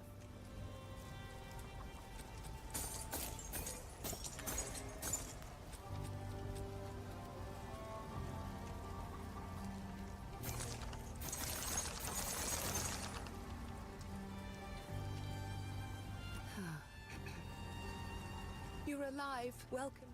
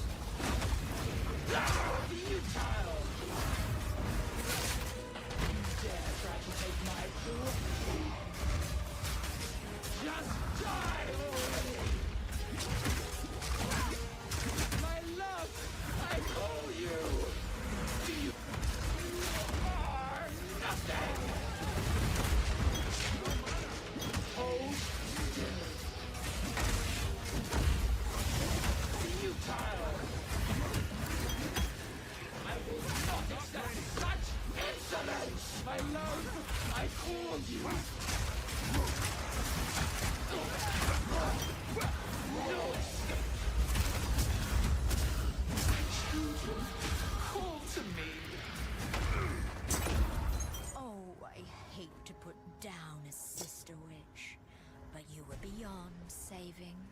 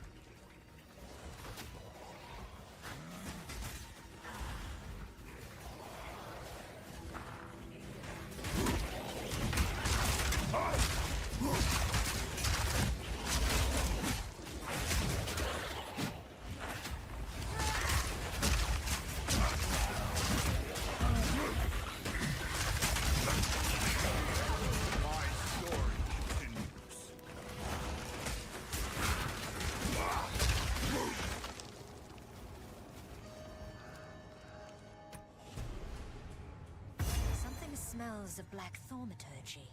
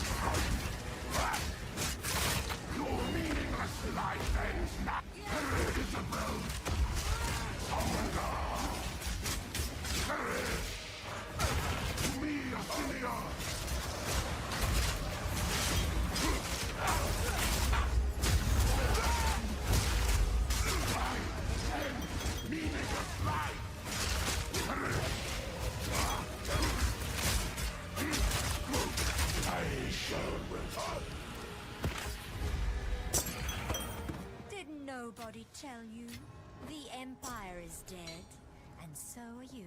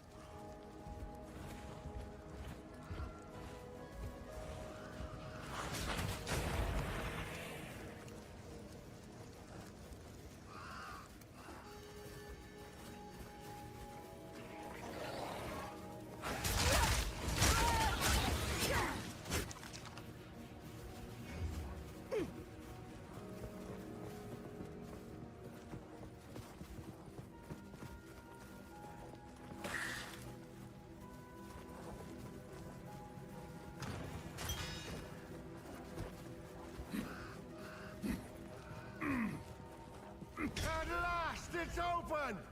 Praise the first ones! Quickly, come with me, we still have time!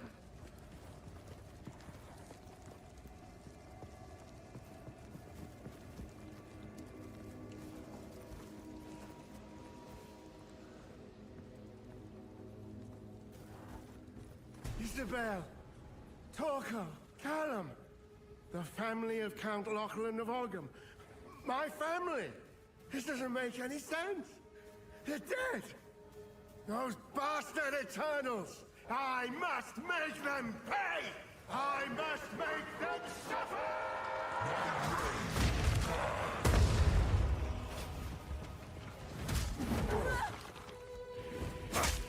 Hammer and anvil!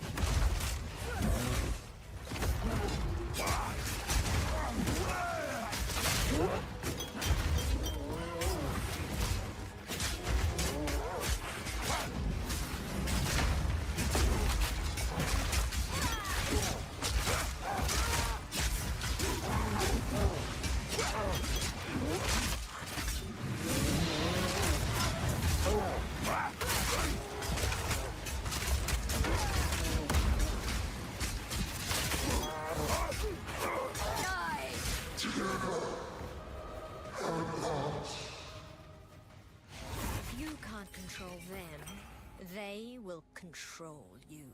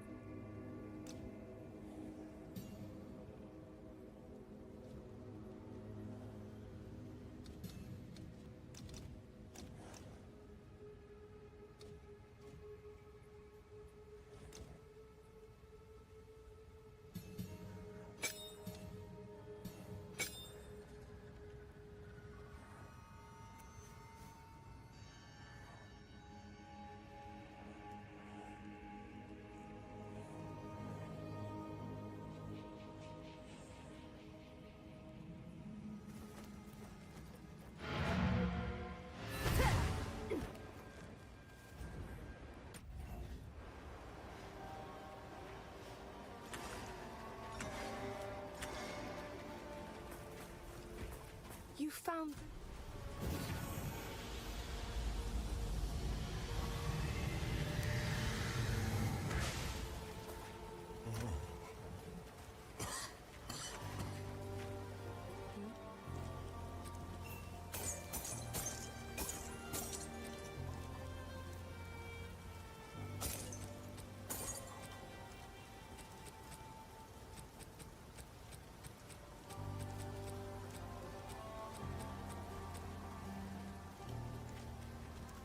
Yes.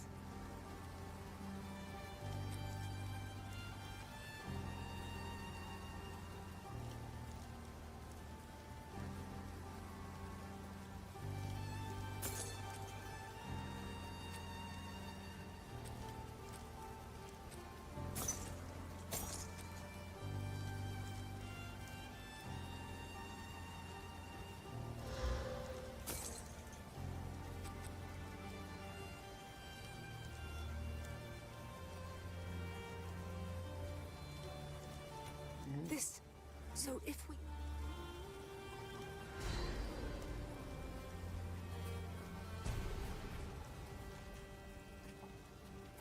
How can I help?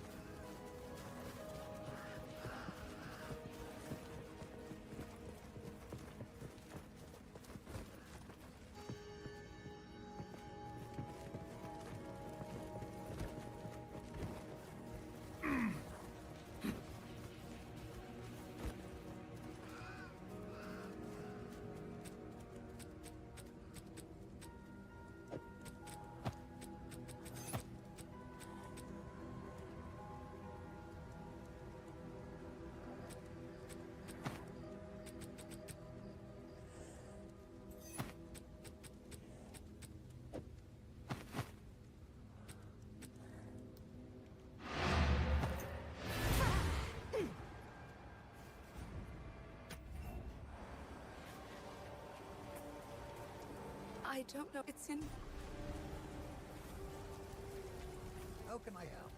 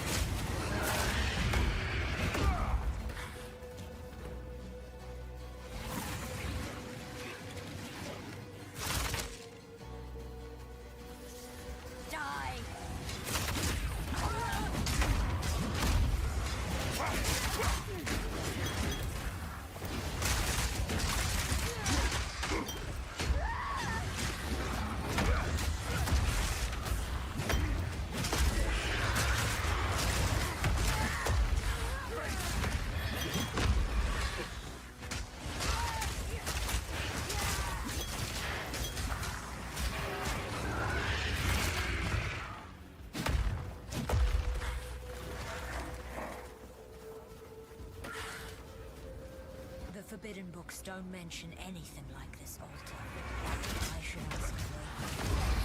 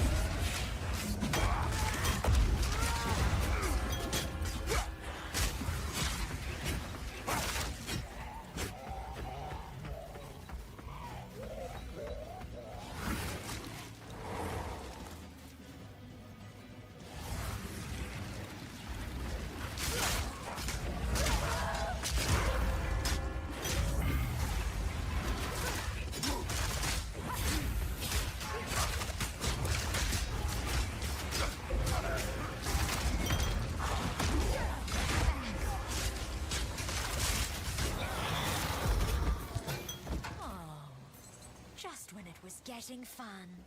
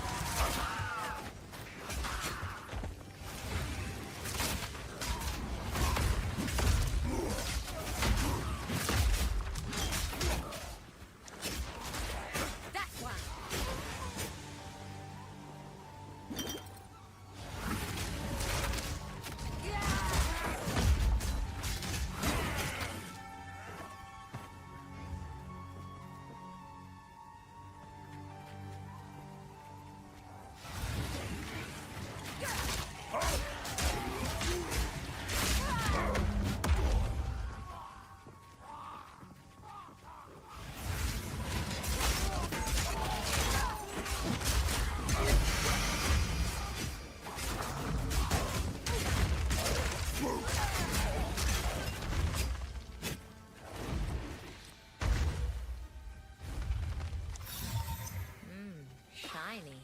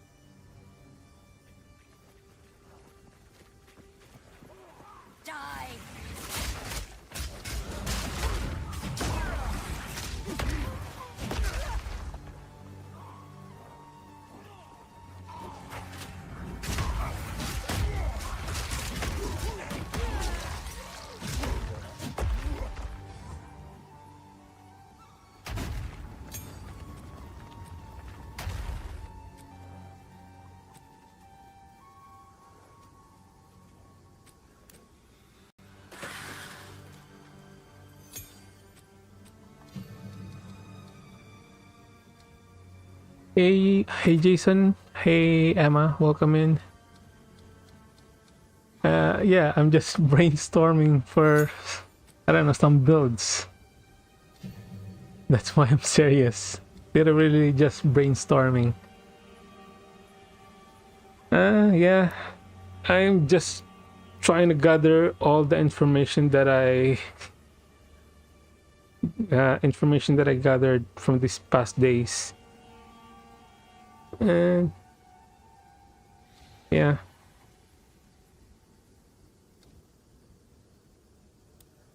Are you guys gonna play Path of Exile too?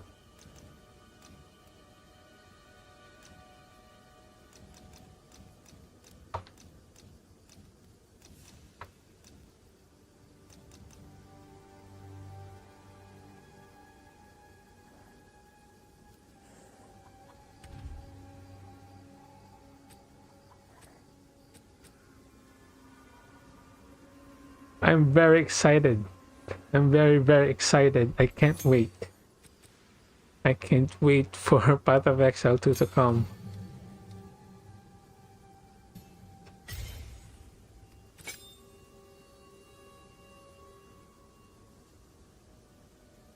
Yeah, that's good too. Yeah. Do you play any game at all? It is a very awesome game. Do you play any game? Oh, so you're gonna play Path of Exile?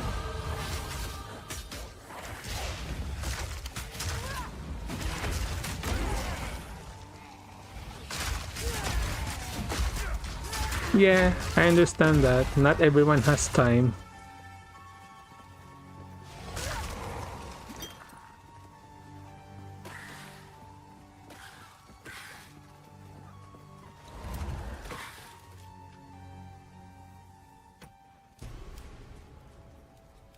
Beautiful. Even the darkest corner is ablaze. That's all right. At least you're gonna try it. That's what's important. You're gonna play PoE too.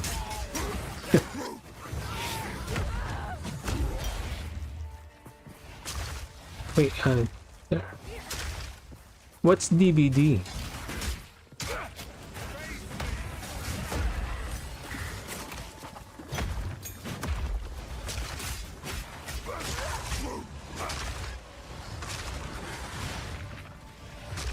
Is it Dragon Ball? Dragon Ball? Oh, Dead by Daylight. Okay, yeah. To be honest with you, I quit playing shooting games. I love shooting games, but I don't play competitive shooting games anymore, like PUBG or Valorant, Counter-Strike. Yeah, I used to love playing Counter-Strike, but I stopped playing shooting games, like competitive shooting games in general. It's just I accepted the truth that I'm not good at it.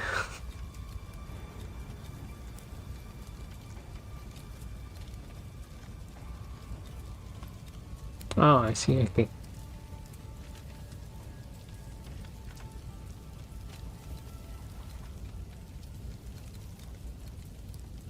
If I'm gonna play,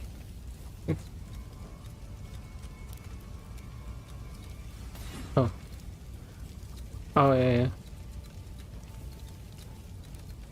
If I'm gonna play shooting games, I'm just gonna. It's the game that. The shooting games that I would play is just not competitive, like campaigns. Like I'm against computers, not people. So I'm not good at shooting games.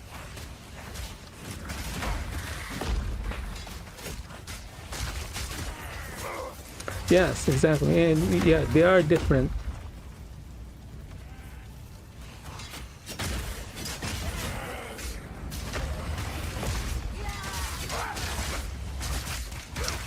And competitive for me is very intense as well. Like literally, whenever I play competitive games, even just what do you call that? League of Legends. Like literally, my hands are shaking. It's very intense for me.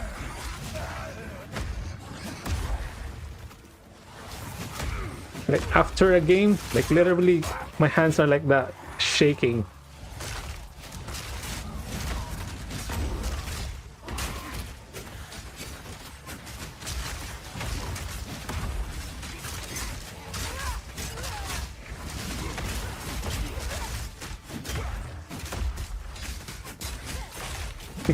Yeah.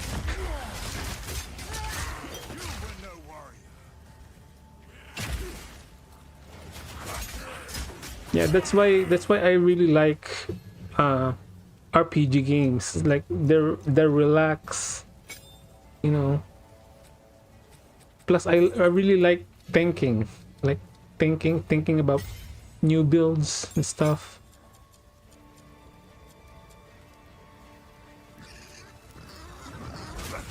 Yeah, it's not just you, me too. Yeah.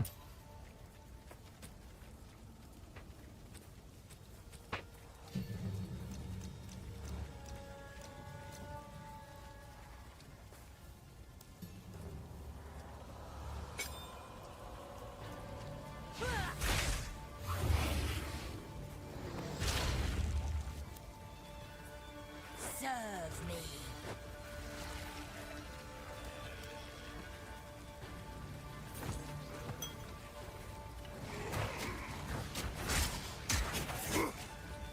What game are you playing lately?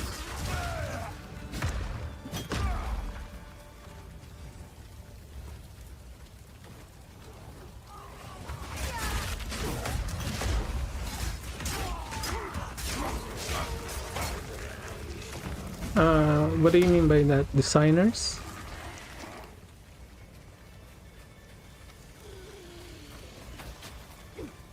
That's alright. That's alright. What do you mean offer from designers? I don't know about I haven't been streaming a lot, so I just started actually streaming, so I don't know about that. That's alright. Not everybody has time to play games.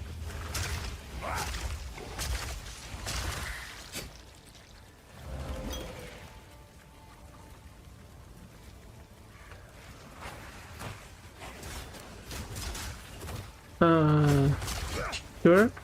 Is it for free?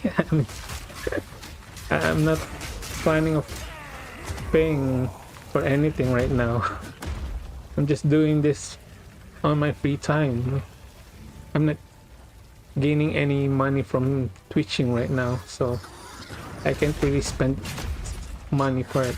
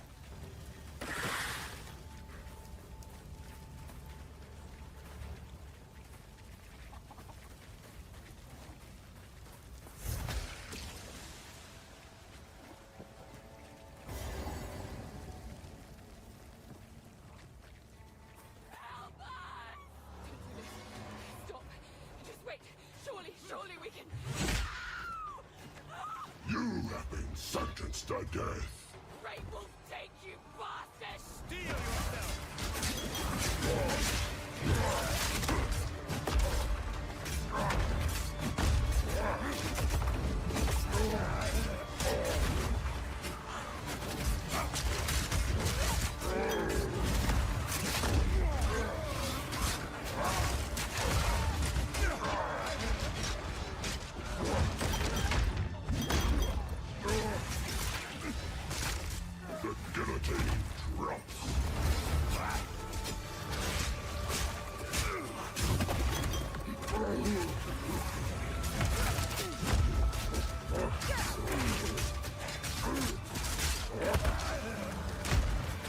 I see. I understand.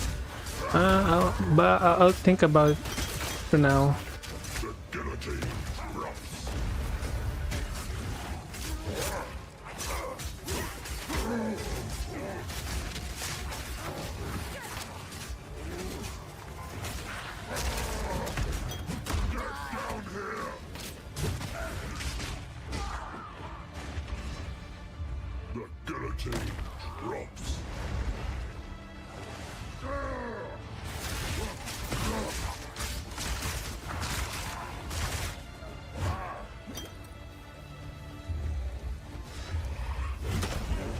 Yeah, I just started streaming, so I'm not even sure if I'm gonna make any kind of money from streaming. I would love to make streaming my main job.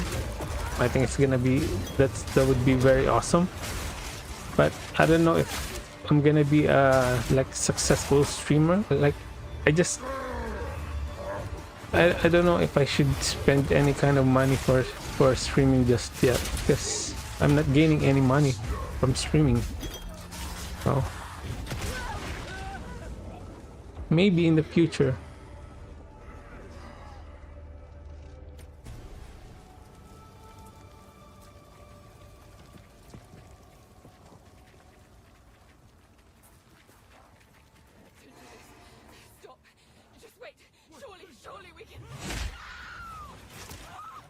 Shouldn't have come back here. Great Wolf, take you bastard! That's one.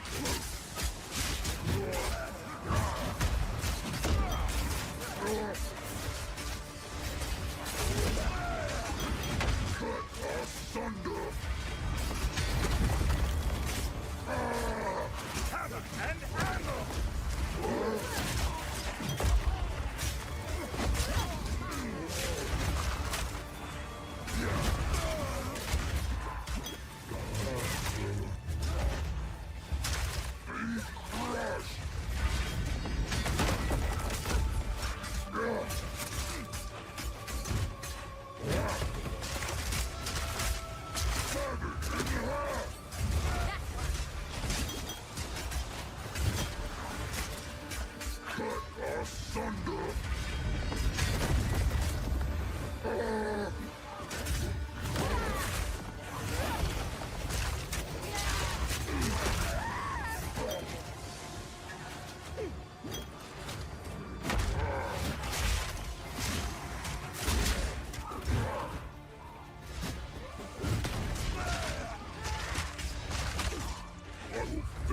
What I started.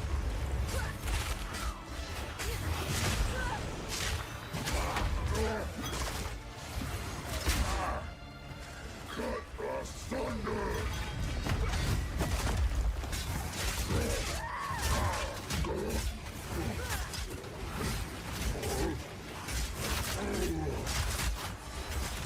Do it!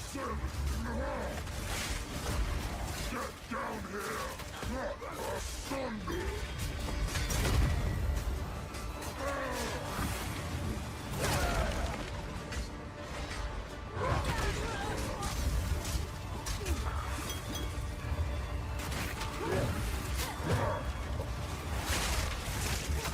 Severed in half!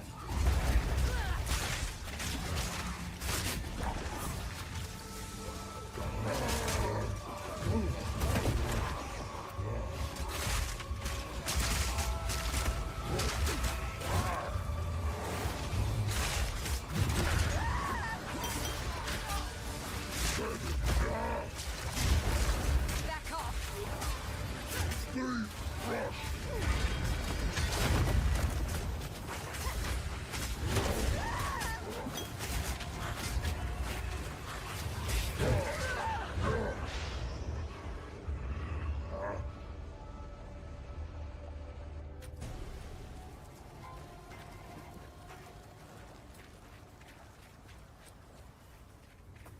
Don't do this. Stop. Just wait. Surely we can... You shouldn't have come back here. Great Wolf, take you bastard! Die! My would-be executioner.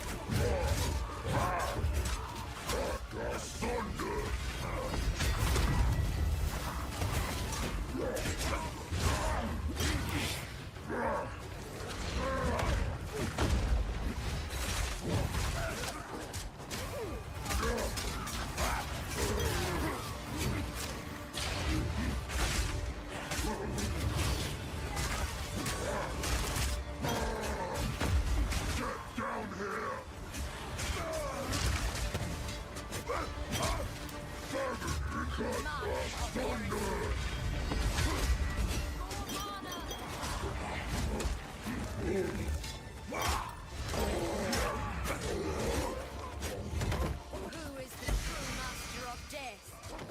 Not you.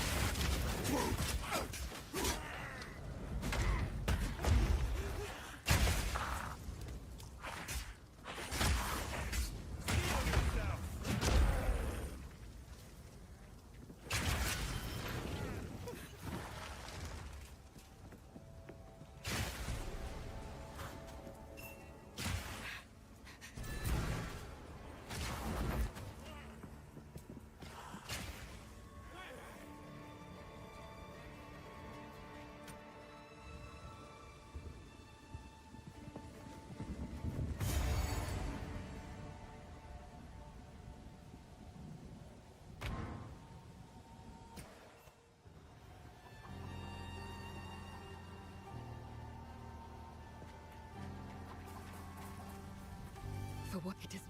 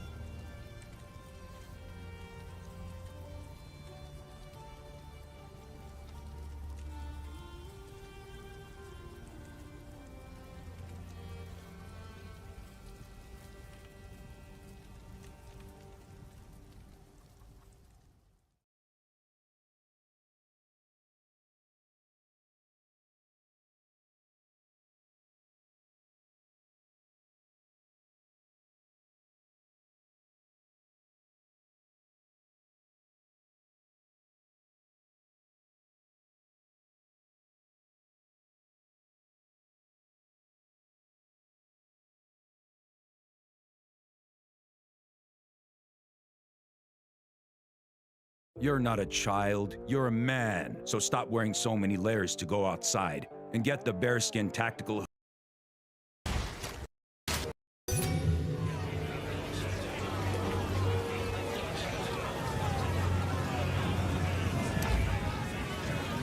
Wanted throughout Orient, you fled like a coward.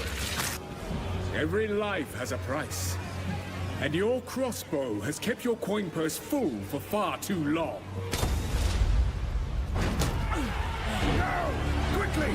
Stop him! Take down the degenerate!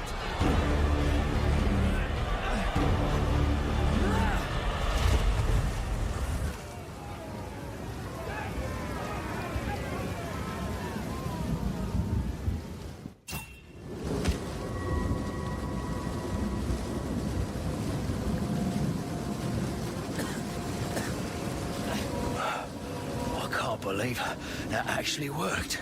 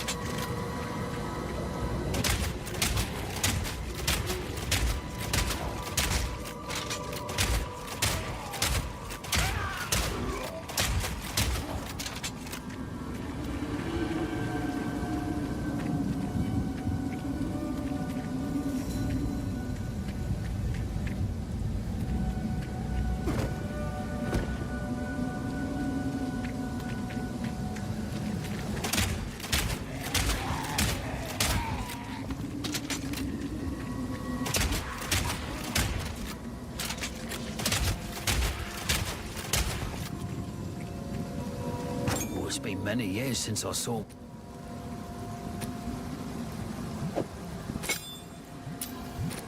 one of these little beauties.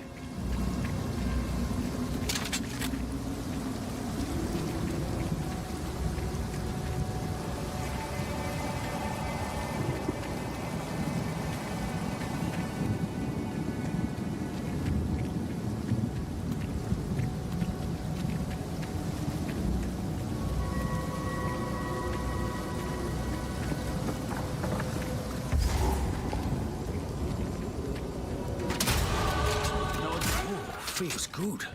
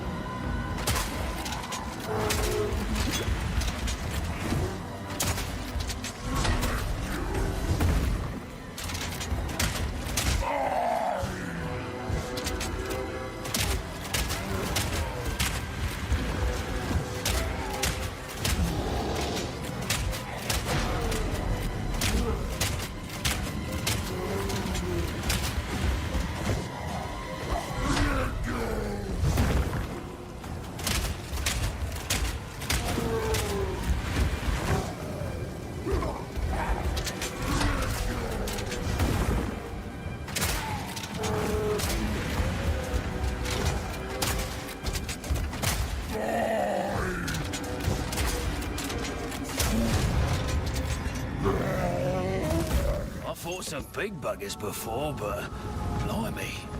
Well done. Please.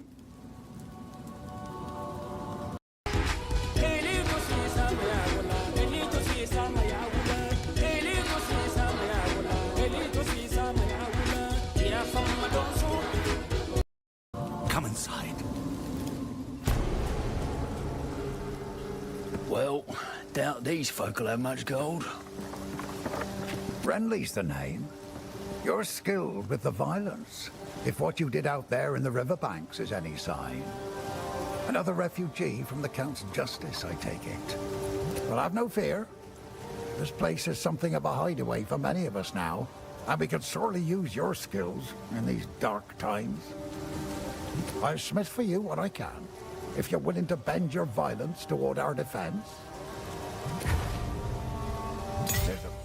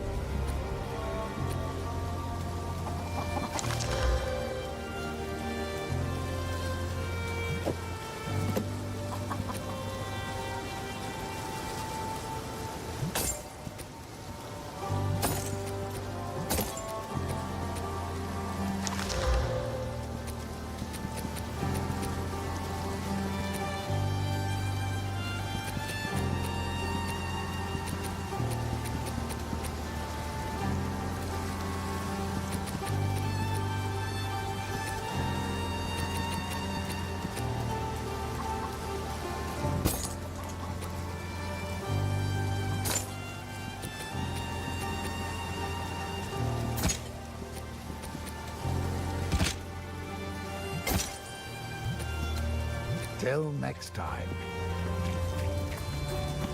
Kindness will get you killed in times like these, old man.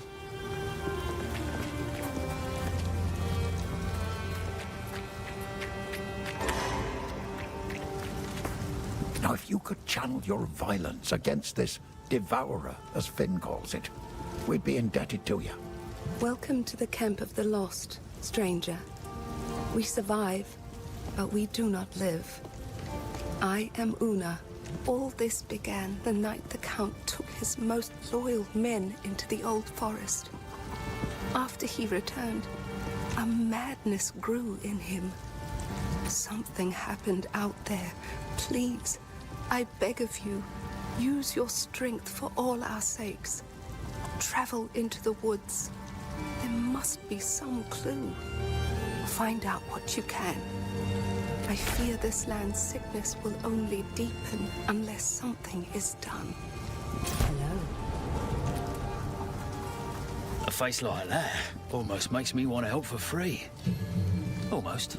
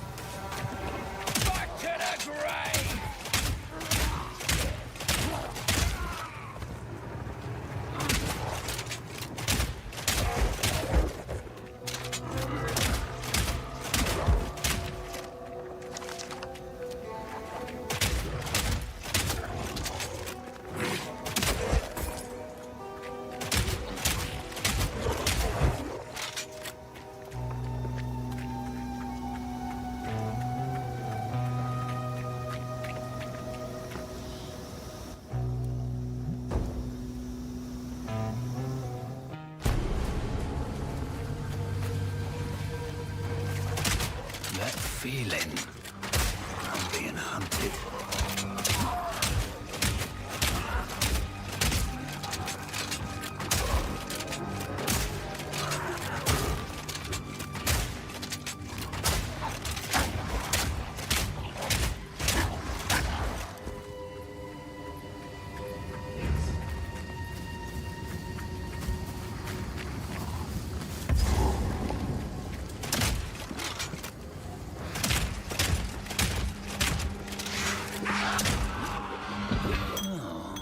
I think I heard a fable about this kind of thing.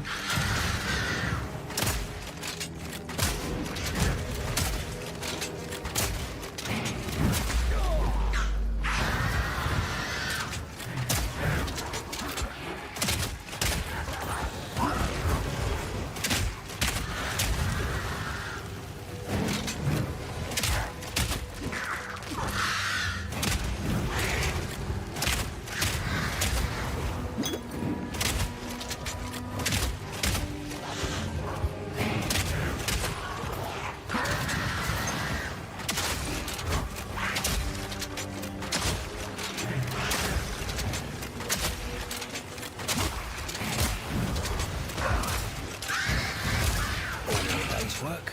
Kinda walked into that one, didn't I?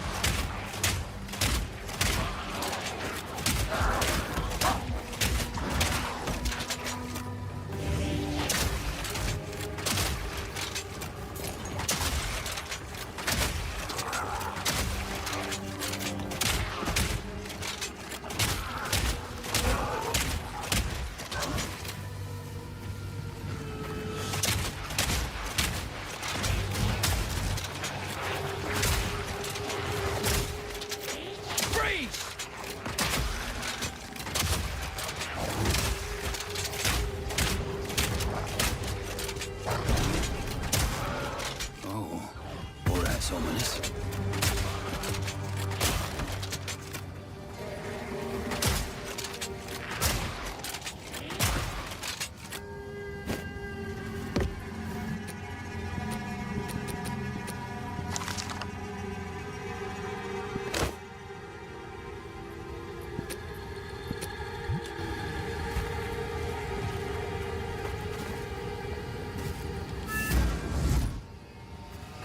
The Tree of Souls! Look! Those blue eyes! Is it still alive? Perhaps it can give us the answers we seek. Only the Count's sword has the power to bind souls to the tree. We must free it. There is a battlefield not far. Renly will know how to forge them. I'll wait here. The tree will protect me. By decree of the Count of Ogham, those condemned to hang from these books.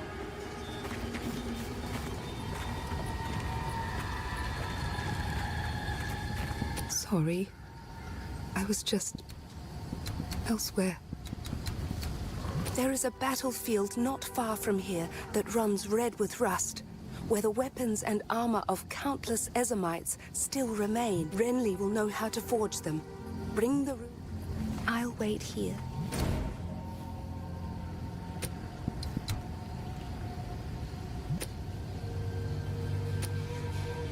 The tree will protect me. Get out of the way! Honing my skills one job at a time.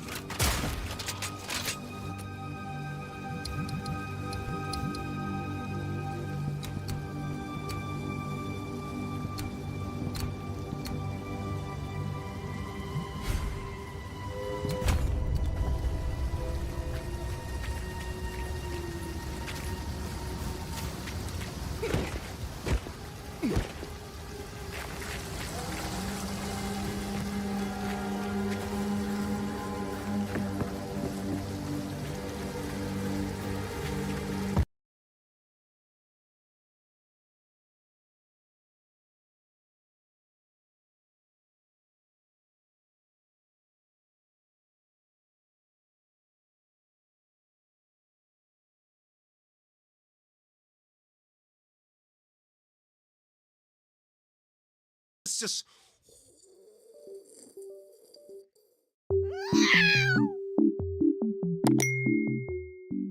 I'm really thinking about just playing curses. What's the tech with curses? Wait, I need to see who you are. Everybody in this chat must be validated from now on. I'm tired of you guys leaking the info and snitching. I could do a quick explanation about the curses before anything. Here we go. So you have this base gem called Enfeeble, right? And Enfeeble says you take 21% less damage and 16% less damage to unique monsters at level 3.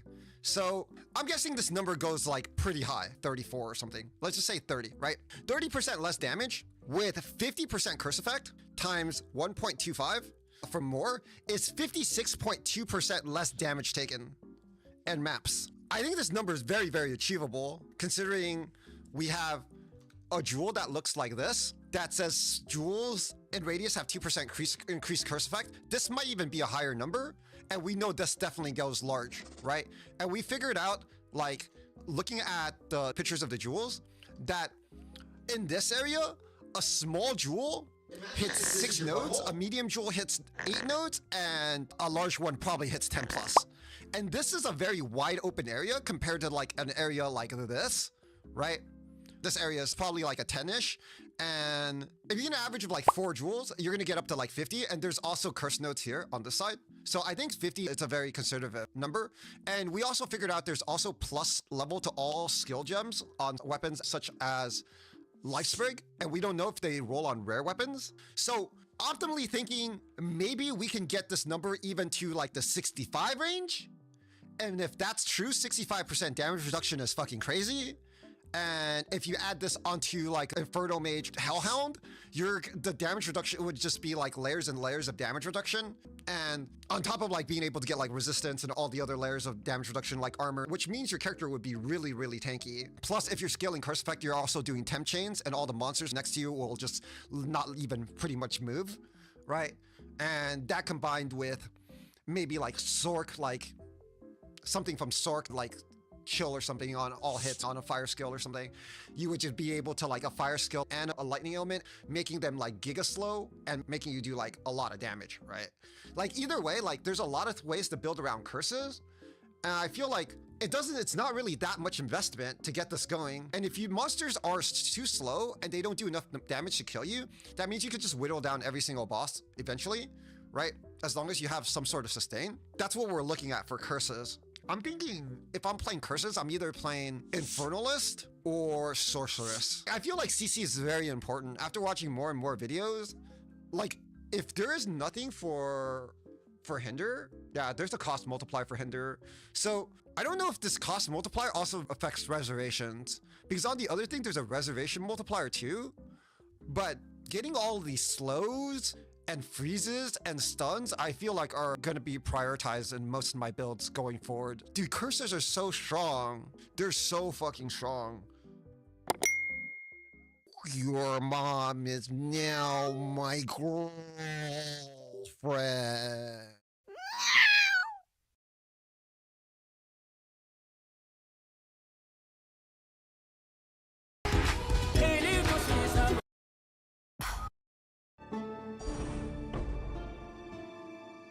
Hello Exiles, and today I'm bringing you some more information in regards to the new ascendancies for the Witch, and it is going to be today the Infernalist. I'm going to go through the entire ascendancy with you in a second.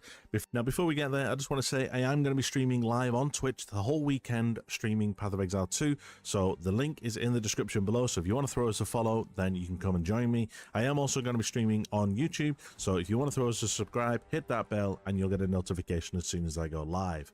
And finally, I am doing a key giveaway on my channel, basically, so if you want to be in with a chance of winning, then you will need to watch the video that is in the link below in the description to potentially get access to early access.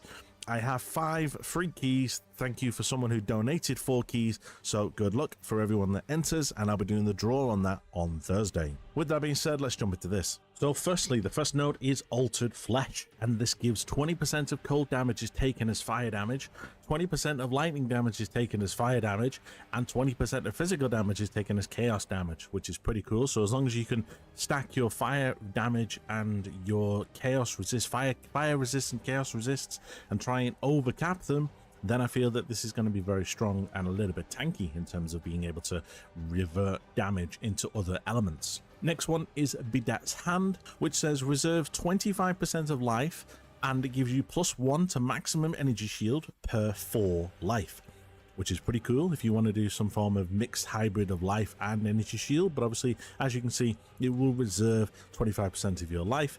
I'm going to assume that it's based the energy shield off your full life and not your 75% life.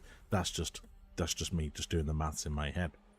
Next one is connected similar to this, but it's the other way around, which is reserves 25% life, but you get +1 to maximum spirit per 25 maximum life. So the first one is based on if you want to stack energy shield, and the next one is if you want to stack spirit. Depending on obviously what type of build you want to do, that may be very, very good for minions.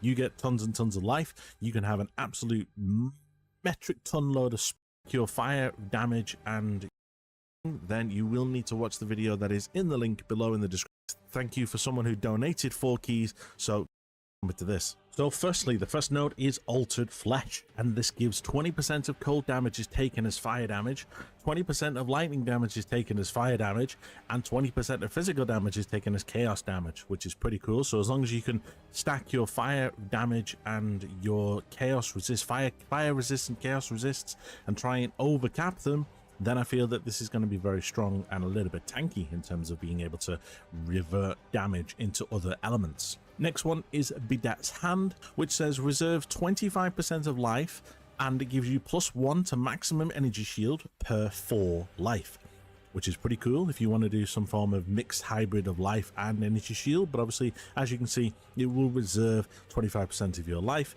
I'm going to assume that it's based the energy shield off your full life and not your 75% life. That's just me just doing the maths in my head. Next one is connected similar to this, but it's the other way around, which is reserves 25% life, but you get +1 to maximum spirit per 25 maximum life. So The first one is based on if you want to stack energy shield, and the next one is if you want to stack spirit. Depending on obviously what type of build you want to do, that may be very, very good for minions.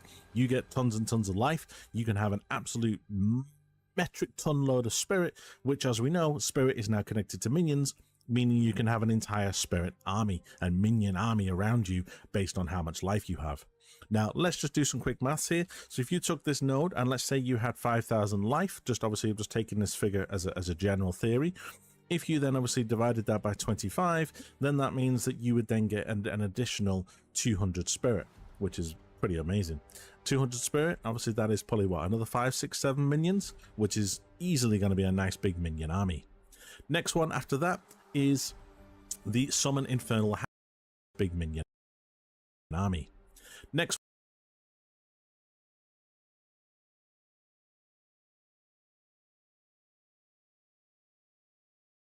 one after that is the Summon Infernal Hound. Now, we did see this on the live stream, however, we now have the gem. So, minions ignite enemies within a radius of 1.5 meters, as though dealt base fire damage equal to 20% of the minion's maximum life. So it kind of says to me that you want to kind of boost the minion's life, because then it'll do more damage. And from quality, you can increase their maximum life as well. And obviously it says at the bottom there, 20% of damage from hits is taken from the Hellhound's life before your own. So it's like a bit of a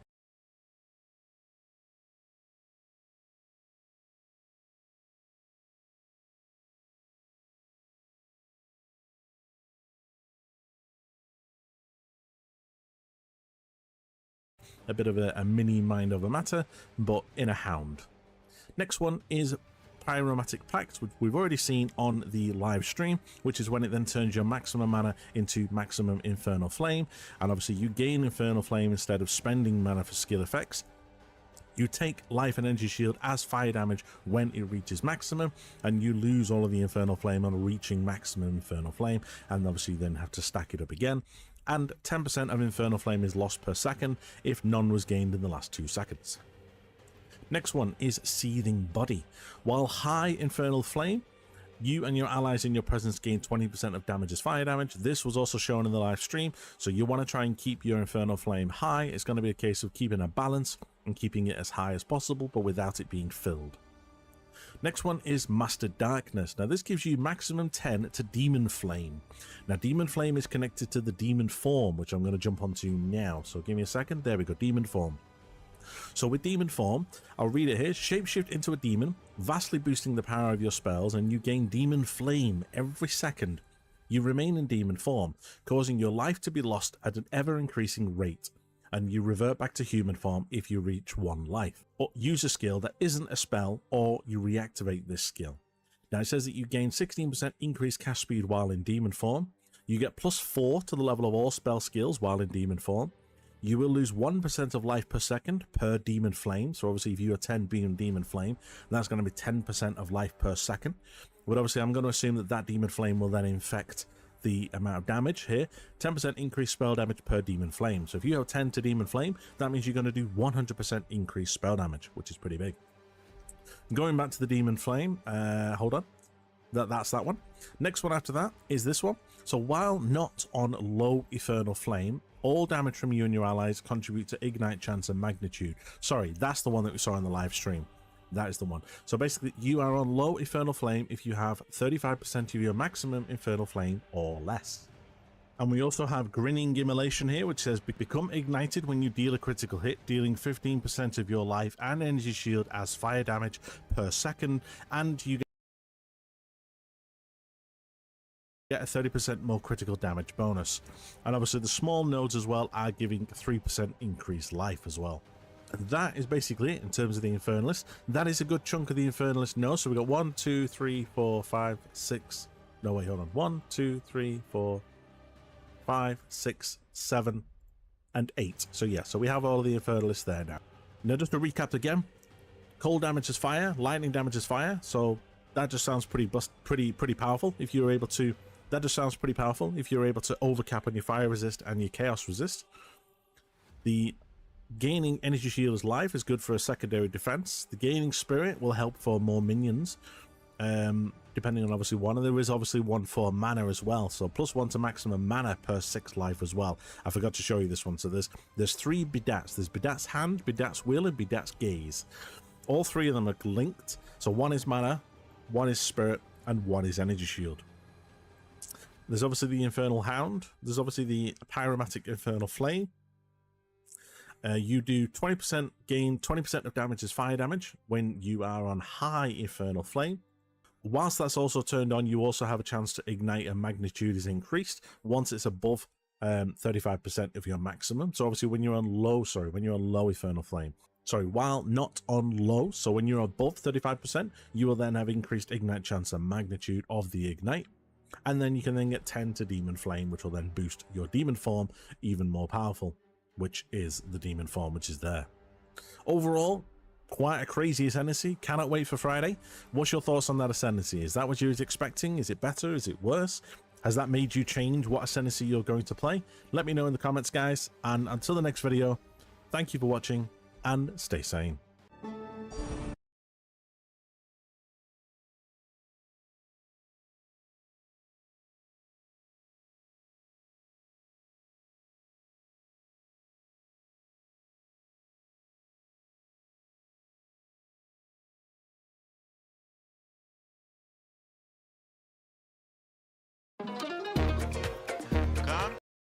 This. I'm going to be streaming live on Twitch the whole weekend, streaming Path of Exile 2, so the link is in the description below. So if you want to throw us a follow, then you can come and join me. I am also going to be streaming on YouTube, so if you want to throw us a subscribe, hit that bell and you'll get a notification as soon as I go live.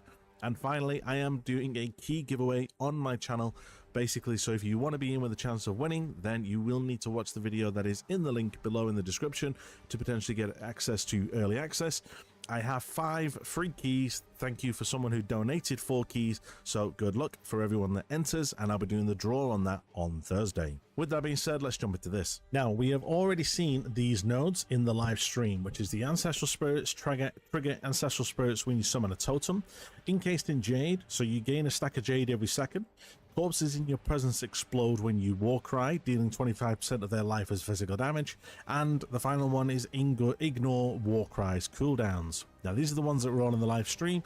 These ones are the ones that have been revealed and leaked today. So we have the Turtle Charm, which is can block damage from all hits while shield is not raised. We have Renly's Training, which is block damage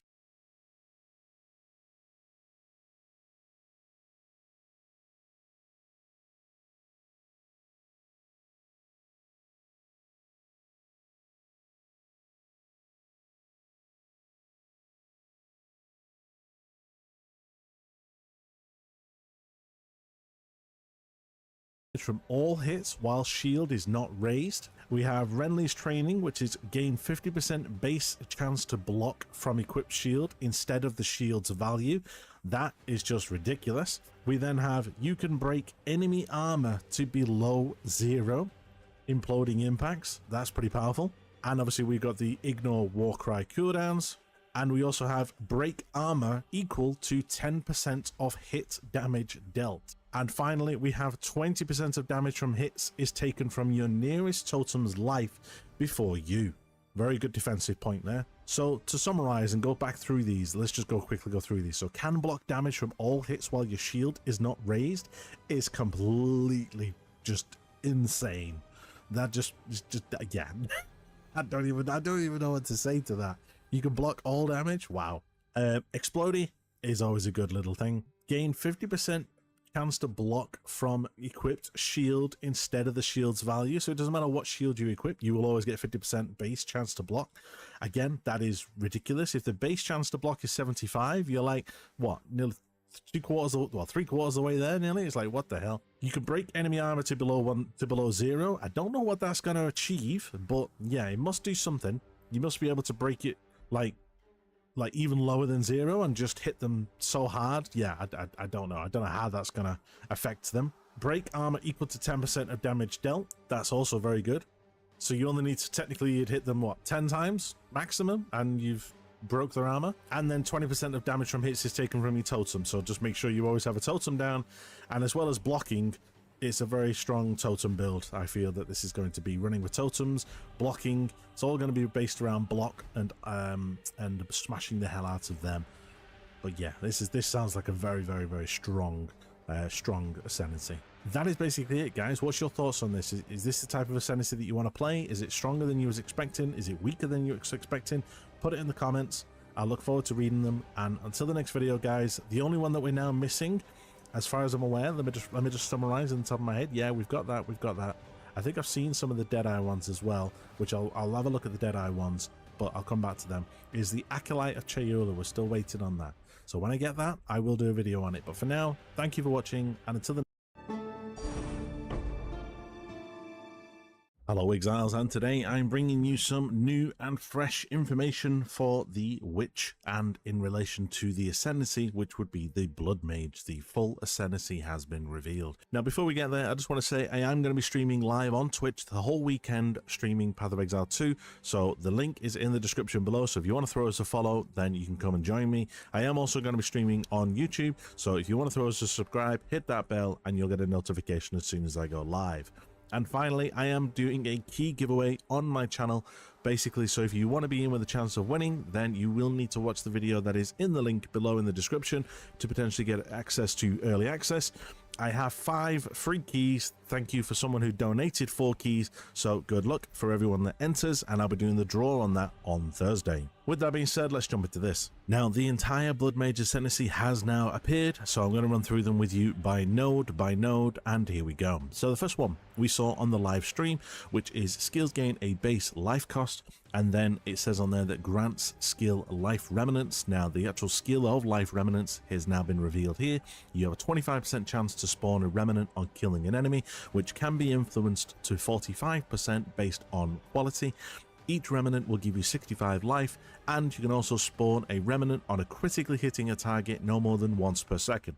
So if you are hitting a big tanky rare, as long as you are constantly critting him every second, he will keep spitting out remnants to keep you alive. The next one is going to be Grasping Wounds, which is basically just a progenesis. 25% of life lost from damaging hits is lost over 4 seconds instead. That is quite a very powerful node, and it is literally like having a free progenesis. Next one is Crimson Power. Gain energy shield from equipped body armor as extra maximum life. So you can literally stack as much energy shield on your chest and it will all be converted into extra maximum life. The next one is Open Sores. Your curses have infinite duration. Again, very cool. If you want to obviously start putting tons of curses on the enemy, they don't have to keep re-adding curses on, and they have an infinite duration. Next one, gain 10% of damage as extra physical damage, and elemental damage can inflict bleeding. Very powerful if you want to do a bleed build. I think this is going to be one of the builds that you can do, and it is very powerful in terms of the extra damage as physical damage. Next one is 10% of spell damage is leached as life, which is also very, very powerful. It'll keep you alive. Again, I think this was also shown within the live stream. This was also shown in the live stream. Gore Spike, 1% of increased critical damage bonus per 20 life.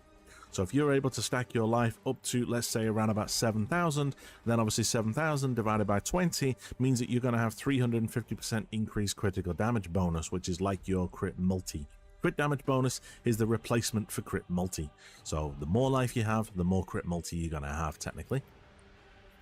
Next one is Sunder the Flesh, which is base critical hit chance for spells is 15%, which is just ludicrous. But yeah, that's just...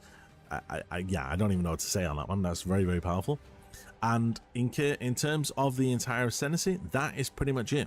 So we'll run through them again very quickly. So the life remnants is very cool in terms of obviously trying to stay alive. 65 life per remnant is going to be good for keeping you alive. I don't know how much it's going to cost to actually cast these skills. If it's going to cost 300, 400, 200 life, I don't know.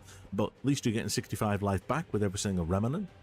Then you obviously have a progenesis for free. 25% is obviously lost over 4 seconds, which is also very, very good.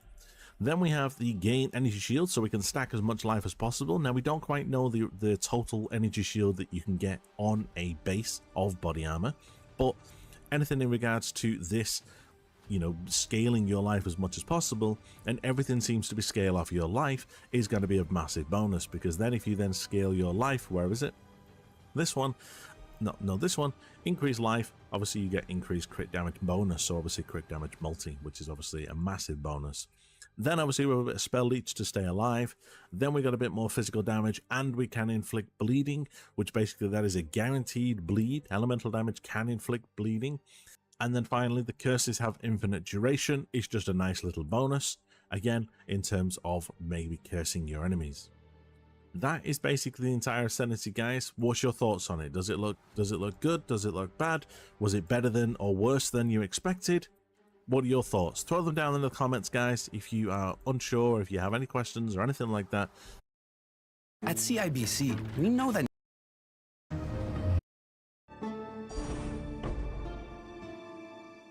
Hello Exiles, and today another ascendancy I'll be bringing to you today, and today is going to be the Gemling Legionnaire, which is the one which has got all the gems. Now before we get there, I just want to say I am going to be streaming live on Twitch the whole week. And here we go. So these are the 8 points that we have seen on the Gemling Legionnaire. So we have the first one, which is implanted gems, which is +1 to the level of all skills. Then the next one is crystalline potential, which we saw, which I think, oh no, sorry, no, we didn't see this one, or have we? No, we have. Oh, they've changed it. +10 to the quality of all skills. It was previously 12. I'm wondering whether they have nerfed that because it was a little bit too powerful. It is now 10%. The next one is integrated efficiency, which we did see in the live stream, which was grants 3 additional skill slots. Then we have enhanced effectiveness, which is inherent bonuses from intelligence, strength, and dexterity are doubled. Ooh, that is a good one. Next one is advanced thaumaturgy, which is 30% less cost of skills, and skill gems have 30% more attribute requirements. So you got to take the good with the bad on that one. Next one is gem studied. You can use 2 copies of the same support gem in different skills. Ooh, a lot of people are going to want to play that one because the limitation of only being able to use 1 support gem, now you can use 2. Yeah, that is pretty good. Next one, adaptive capability. Attribute requirements of gems can be satisfied by your highest attribute. Okay. And then the final one is the +1 to the maximum cold, fire, and lightning resistance per 4 blue, 4 red, and 4 green. Now, I'm sure that was 3, so I'm wondering whether that's been changed.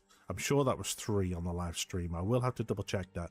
But yeah, also, they have also changed one of the nodes, because there was an ascendancy that said that you didn't have to worry about your attributes, and they've changed that as well. I'm sure it was something in the live stream. There was something to do with attributes. You don't need to worry about attributes, basically. This one now is this adaptive capability. Attribute requirements of gems can be satisfied by your highest attribute. So yeah, they've changed 2 of them on this ascendancy, it seems. But yeah, overall, pretty good, powerful. It's all related around your gems, supports, skills, +1 to levels, all of your attributes. Hello, exactly. Is in the actual live stream. So the first one is obviously the maximum chaos resistance, and your chaos resistance is doubled. We've got mana leech is instant. We've already seen that one and that one. This is the other one.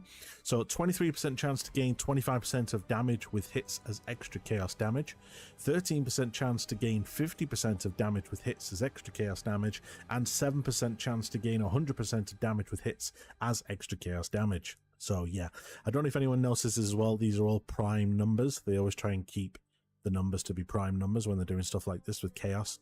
Not sure why. Viper and someone on the Reddit said it. Next one is effect and duration of your flames of Chayula on you is double, which is very powerful depending on which flames you're picking up. And that is the Into the Breach skill. And that is basically it. Because we've seen a good chunk of it while they were going through the actual live stream, there isn't that much to show. So the double flames of Chayula though is very powerful. That seems to be like if you're taking that flames one, this is like a definite must. This one seems pretty powerful. Double damage, 7% chance for double damage as extra chaos damage. That seems pretty powerful. And then all of the rest are just obviously in terms of like mana leech, and then your mana leech affects your recovery of your energy shield.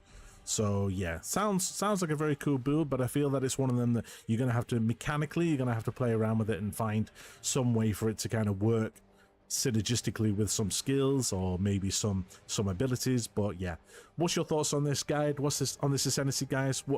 Is this what you wanted? Did you think it was going to be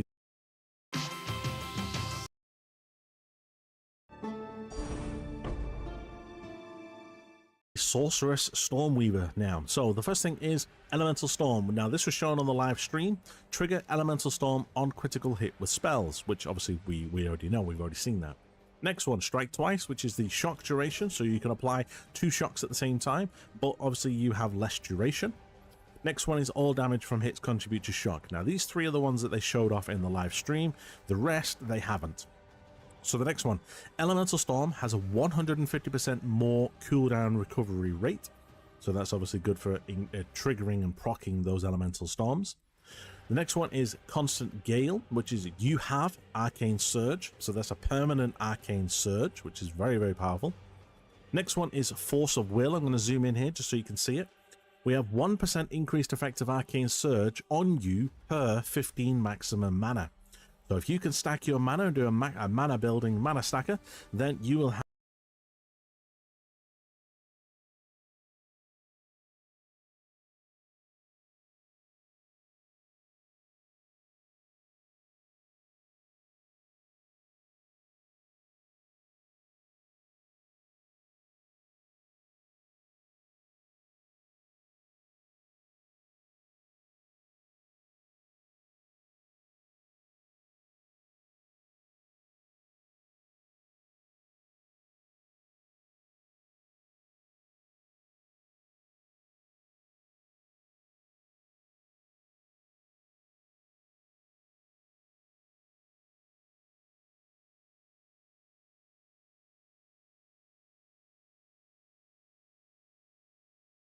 have a mass shock variant, and again the bottom one there, it deals damage.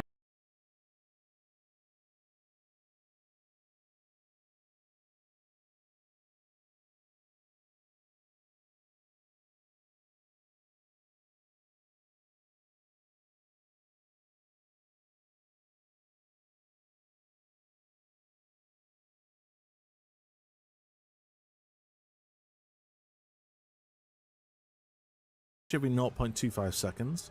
The radius is 1.8 meters. The duration is 5 seconds, and enemies inside the storm are hindered, which is good. And it has, you can obviously increase the cooldown recovery on it by another 10% with quality. You should be able to add gem cutters onto it, so then that will increase it, so you'll be getting up to 10% more cooldown recovery rate. And then on the side here, you are then getting an additional 150% more cooldown recovery rate as well. So you effectively can have up to 160% increased cooldown recovery rate, which is very, very powerful. So this is for the Stormweaver. Again, there is the picture of the points, and I will zoom out if you want to obviously have that on screen for you, so you can kind of plan where you want to go on the tree. But all in all, very good build, very good Ascendancy. These Ascendancies are they're surprising me with the actual choices that GGG are making on what type of path that they are going. And what I've noticed is that most Ascendancies have got to this. So let's go through them. So for the Sorceress here, this is the Chronomancer. So the first one we have is Temporal Rift, which is, as it says here, same as Path of Exile 1. So this does the exact same thing that we have seen in Path of Exile 1.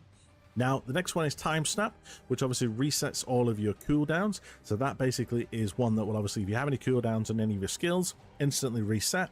And you then have Time Freeze, which then locks all enemies in place, which is what we saw in the live stream. Now, carrying on, everything from here on out we have not seen. So next again is Now and Again. Skills have a 33% chance to not consume a cooldown when used, which is a 1 in 3, which is pretty powerful. Quicksand Hourglass. Every 12 seconds you gain 50% more cast speed for 4 seconds. That is very good for if you want to build up a bit of cast speed, but it is every 12 seconds. But could you reduce that by using resets cooldown? I have no idea. Don't even ask. But yeah, that is potential. This is a very good increased on cast speed. Next one is circular heartbeat. 30% of damage is taken is recouped as life. Again, a very good defensive node. That's the third one that I have seen now where damage is retaken and recouped as life.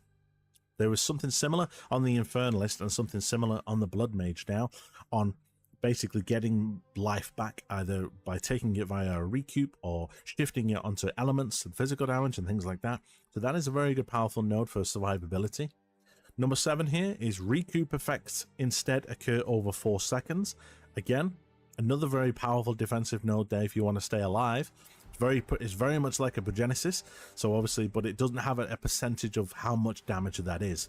But that basically means that any effects of recoup, obviously what 30% of the damage is taken, is then recouped. So that's actually more powerful. So 30% of that damage that you've got from circular heartbeat is then recovered over 4 seconds. And I'm going to assume that they're next to each other. Yes, they are. That's the one in the middle there. And then the last one here is enemies in your presence are slowed by 20%. Probably one of the weaker points that I would probably say out of all of them, but it is still a valid node. We're going to look at the time snap and the time freeze here. So basically these are for the ascendancy points. So we've got time snap, which resets the cooldowns. We've got an increased cooldown recovery rate, which is always good. And then we have time freeze, which is releases a large wave that stops time for an affected time for a duration.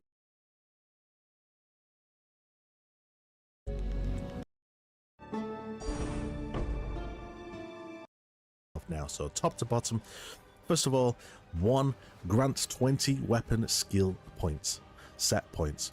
That is basically for when you are wanting to weapon swap. So basically you should have 20 base and you will now have another 20. So you will have 40 weapon set skill points. So you could literally put 40 points into another section of your tree that would only be allocated when you weapon swap.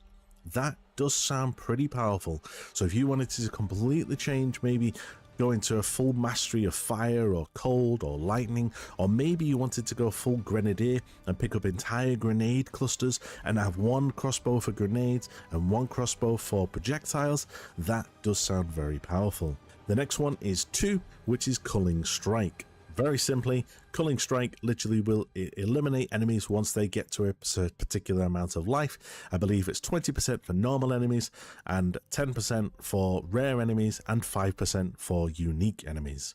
So if you're wanting obviously for that to be applied and you want that Culling Strike, then take Ascendancy Node 2. Following on, then 3 is hits against full life enemies remove between 5 and 30% of their life before the damage of the hit is applied. So basically it's going to take a good chunk of their life off instantly, which is absolutely huge.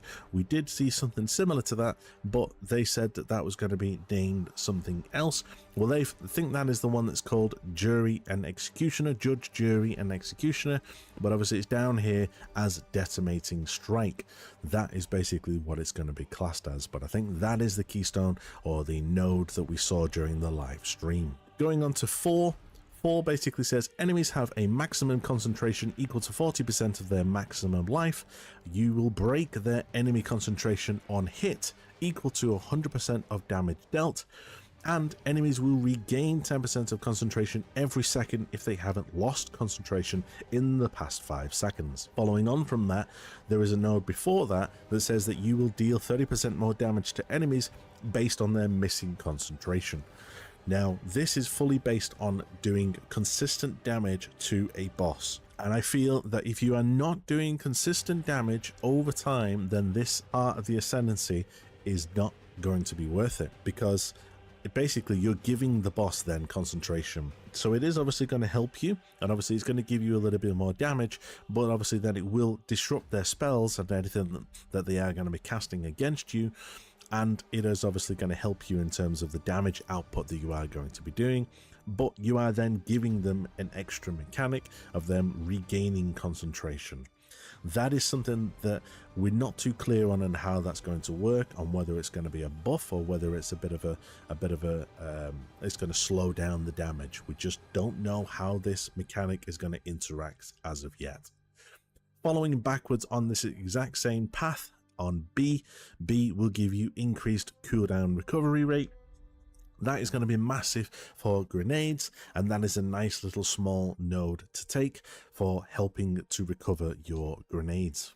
Following on, next one is 7. 7 gives you increased effect of sorcery ward. Sorcery ward obviously now recovers 50% faster, and that is connected to number 6, which gives you sorcery ward, and it will also put 50% less armor and evasion. And for anyone who's wondering what is sorcery ward, they have now provided this. So it creates a protective barrier which takes elemental damage from hits for you until it is depleted.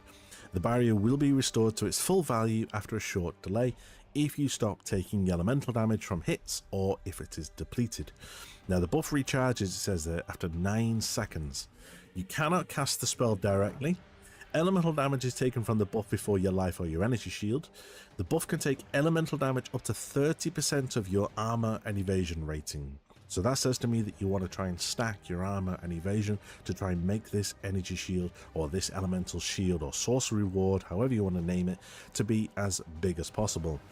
The spell is triggered when gained, and this skill costs nothing. So it doesn't cost any spirit, and it doesn't cost any mana. Now, with the fact that it does say here then that you can then gain a 50% increased effect, that is quite powerful if you are struggling with elemental damage. Next one is number 8, which is 10% chance for enemies to kill to explode, dealing 100% of their maximum life as physical damage, and the chance is doubled against undead and demons. Now, if anybody watched the live stream, there was a very quick showcase where they showed them killing some skeletons and some undead monsters, and they exploded in a white explosion. That is this explosion of their life as maximum life. And the final one here is C, that gives a 10% increased area of effect, and that will directly correlate with this explosion of the monsters when you kill them and they explode. Overall, it is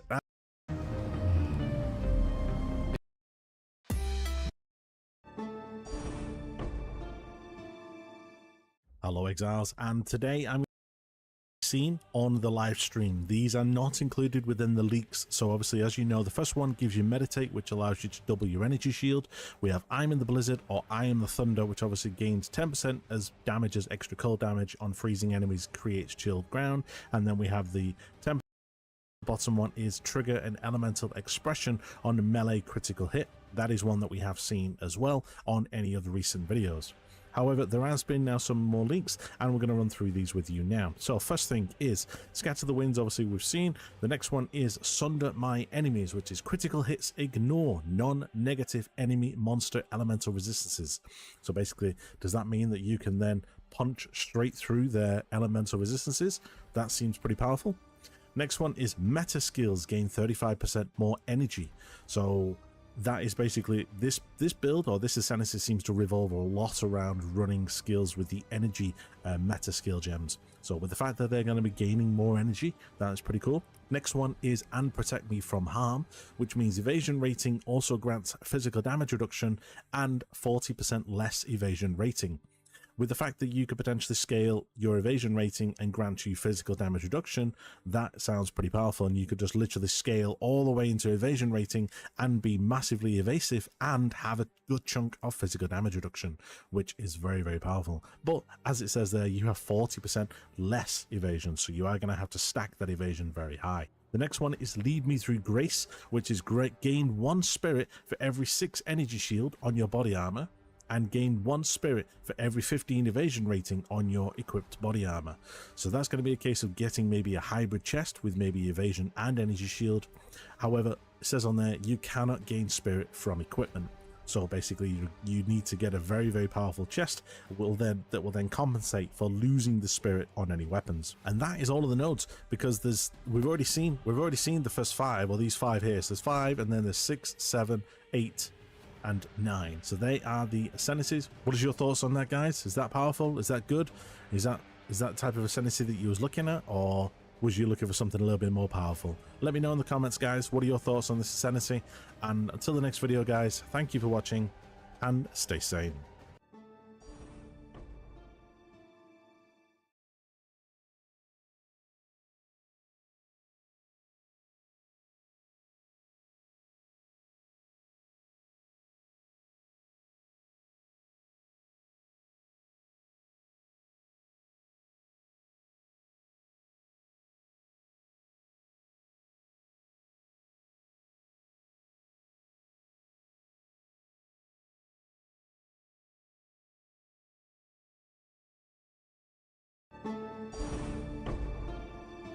because I just wanted to just highlight a few points. So I've had a few comments saying that I broke NDA for revealing all these ascendancies that I've published over the last 2 hours. Just to be clear, I do not have access to the Path of Exile 2 Alpha, and I never have had access to the Path of Exile 2 Alpha. Where my source is coming from is from the subreddit called Path of Exile 2 Builds. If you go on there right now, look, View Spoiler, Blood Mage Ascendancy, entire Ascendancy, Chronomancer Ascendancy, entire Ascendancy, Stormweaver, entire Ascendancy, Infernalist Ascendancy, Gemling Ascendancy, Invoker Ascendancy, and Warbringer Ascendancy. And then there's a guy who's put all the links here.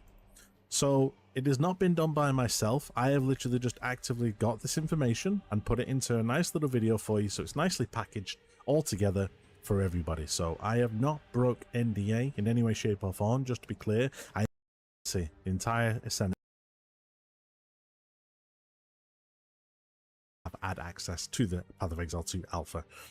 Where my source is coming from is from the subreddit called Path of Exile 2 Builds. If you go on there right now, look, View Spoiler, Blood Mage Ascendancy, entire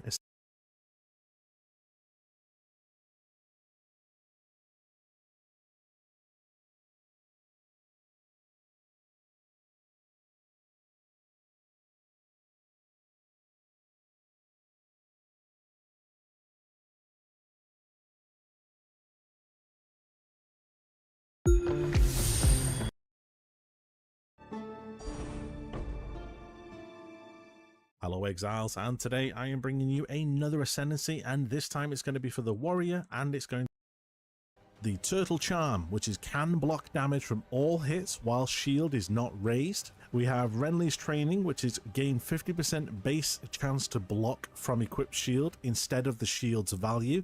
That is just ridiculous. We then have you can break enemy armor to below 0, imploding impacts. That's pretty powerful. And obviously we've got the ignore Warcry cooldowns, and we also have break armor equal to 10% of hit damage dealt. And finally we have 20% of damage from hits is taken from your nearest totem's life before you. Very good defensive point there. So to summarize and go back through these, let's just quickly go through these. So can block damage from all hits while your shield is not raised is completely just insane. That just yeah.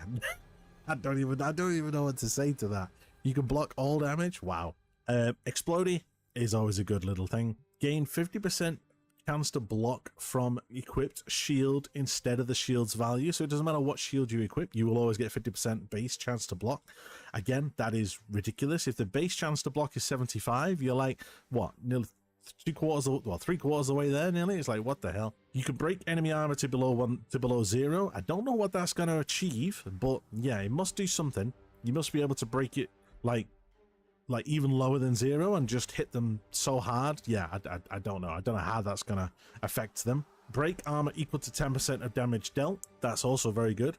So you only need to technically you'd hit them what, 10 times maximum, and you've broke their armor. And then 20% of damage from hits is taken from your totem, so just make sure you always have a totem down. And as well as blocking, it's a very strong totem build. I feel that this is going to be running with totems, blocking. It's all going to be based around block and smashing the hell out of them. But yeah, this sounds like a very strong Ascendancy. That is basically it, guys. What's your thoughts on this? Is this the type of Ascendancy that you want to play? Is it stronger than you was expecting? Is it weaker than you was expecting? Put it in the comments.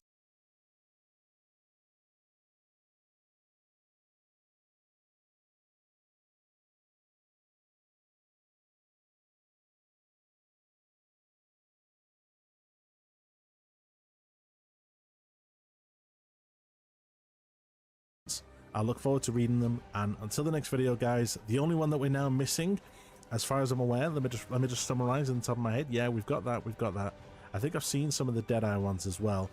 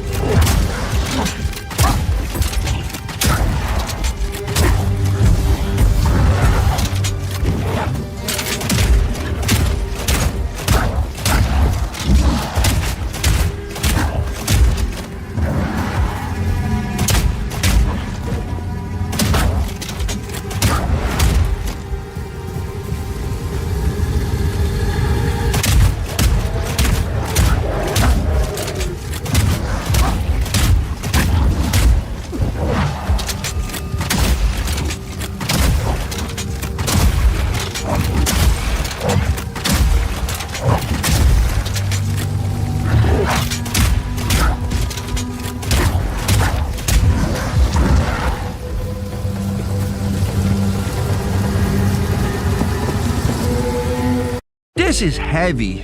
It's warm. Loads of pockets. I'm impressed with it. This is the Bearskin tactical hoodie. Thousands of men around the world already love wearing the bearskin hoodie instead of their regular hoodies. Why? Because sure, your average hoodie provides decent insulation and keep you warm. But as soon as you go outside, the wind blows, the rain pours, and you get cold.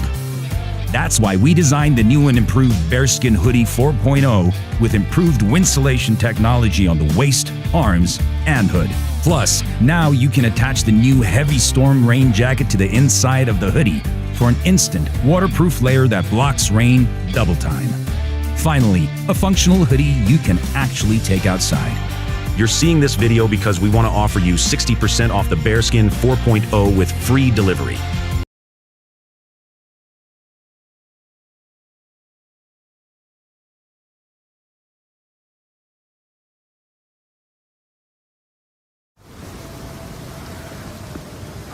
A good mercenary knows when to cut and run. I won't end up lying in a field like this.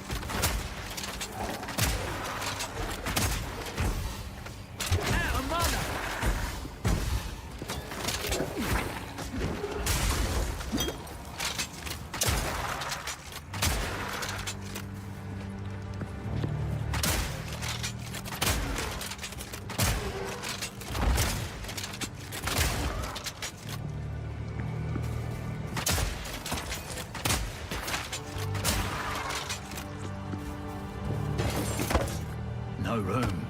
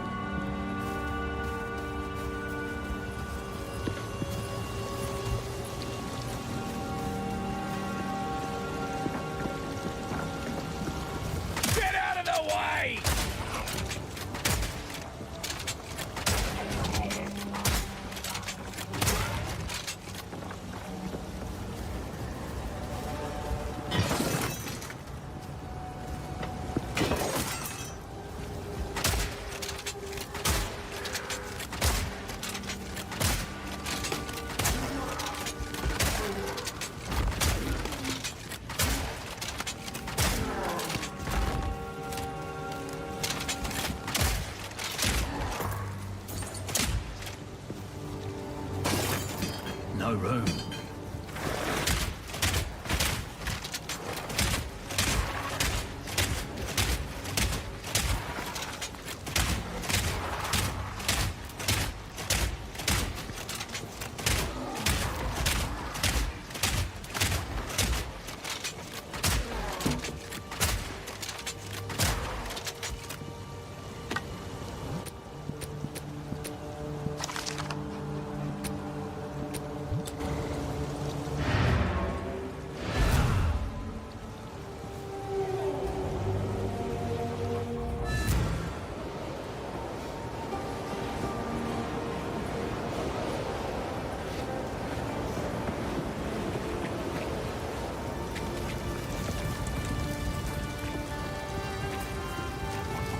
Oi.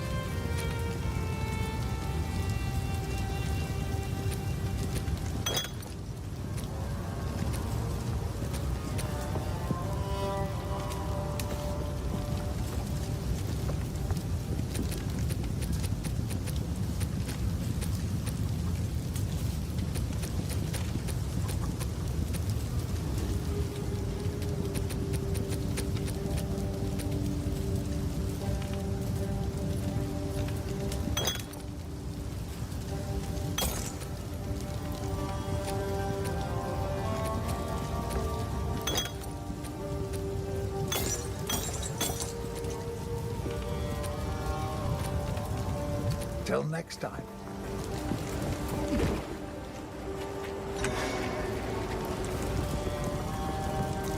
Sorry, I was... Stay safe. If you can.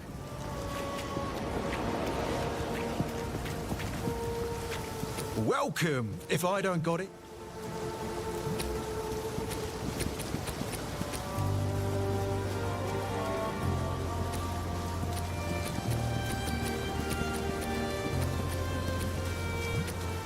See you.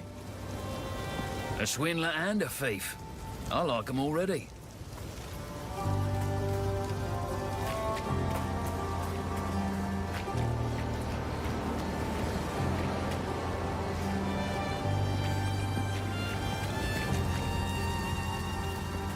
How can I help?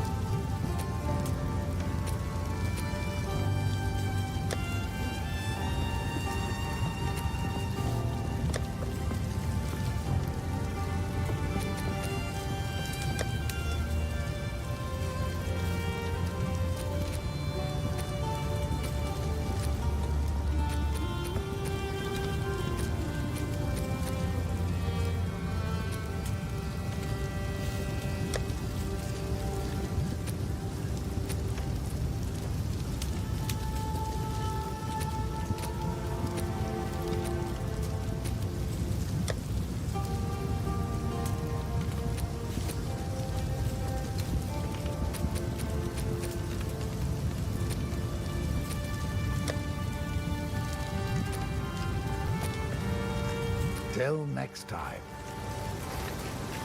Got a bargain for you.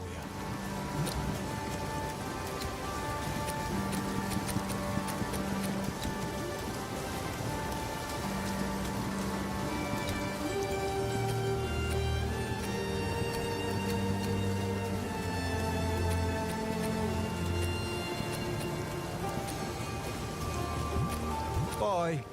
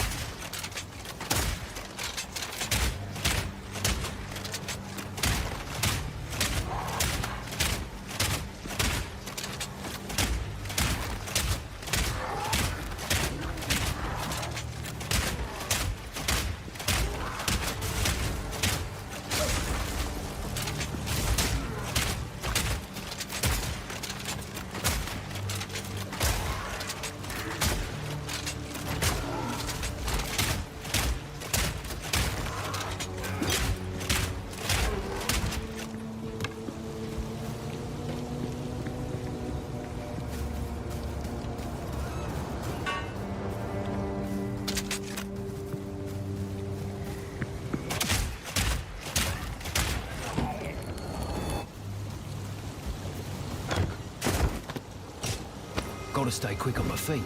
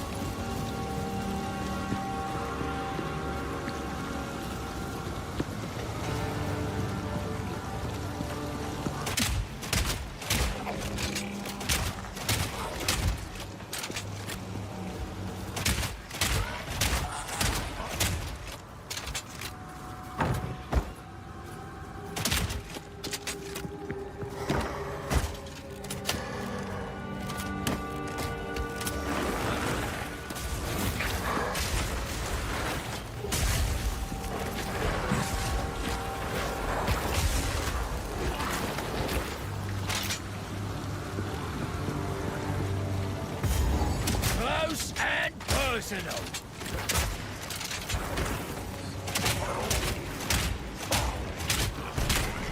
That must be what I'm looking for.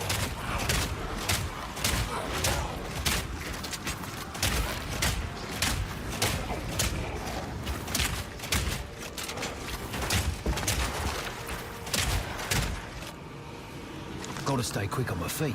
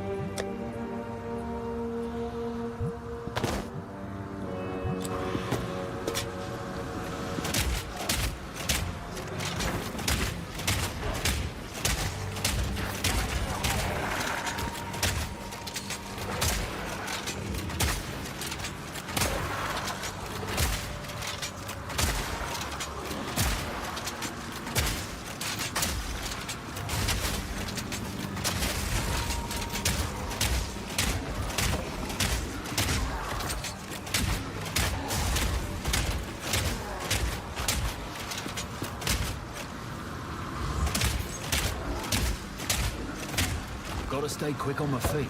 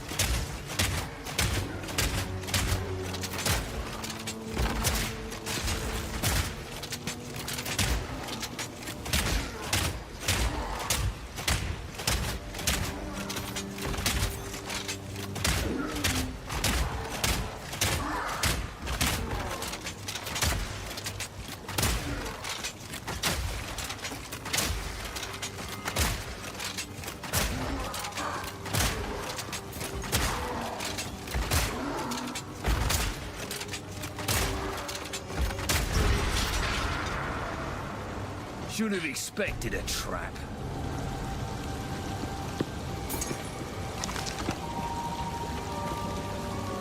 Me pockets are full.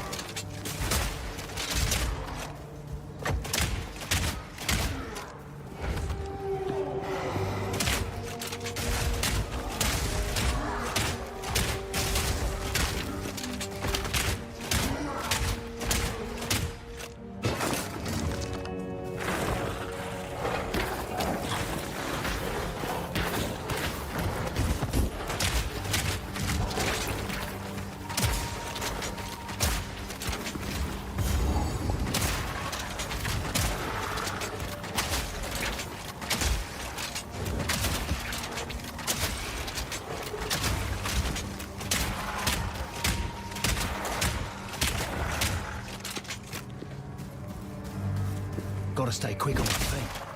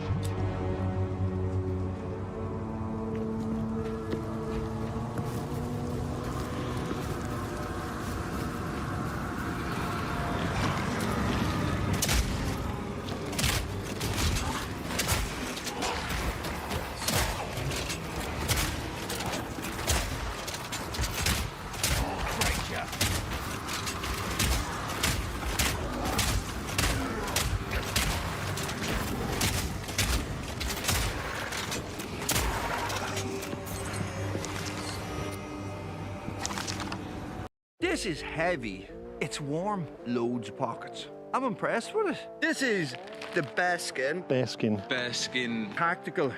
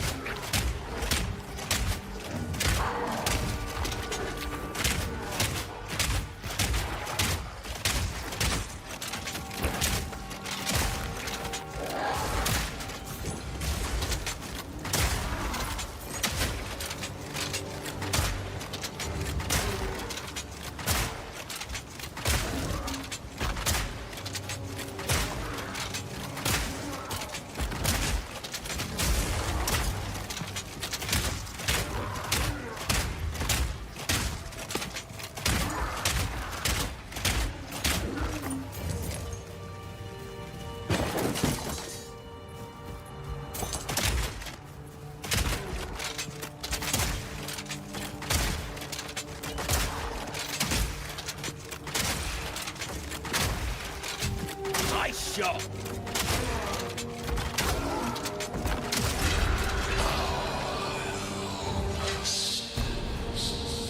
Well, that's creepy.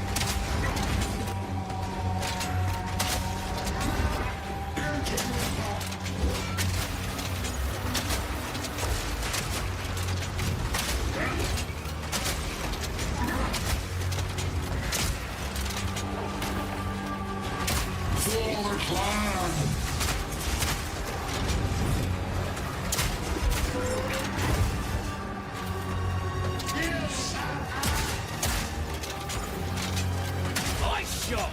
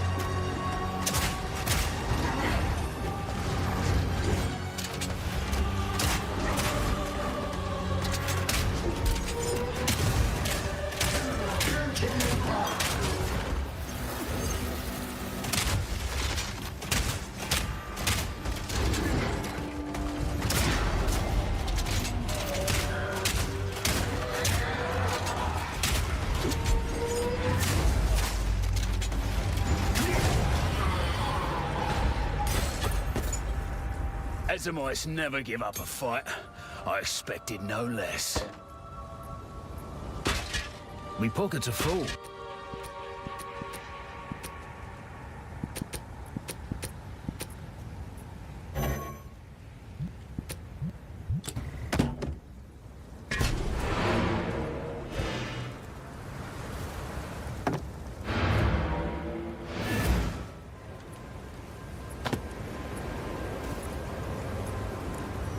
Gotta stay quick on my feet.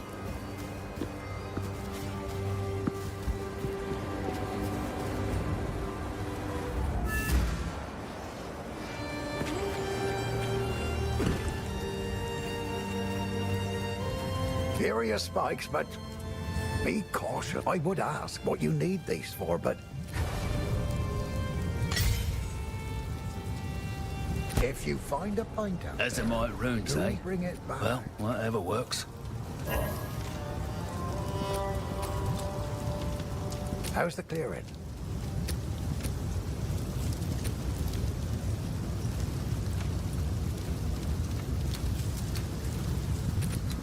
Stick to the cairns. Brenly's done a fine job.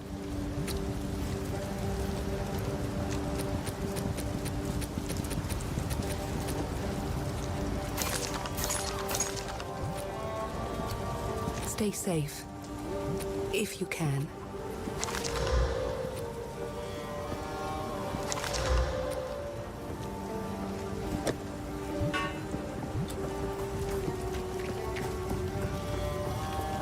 What have we got?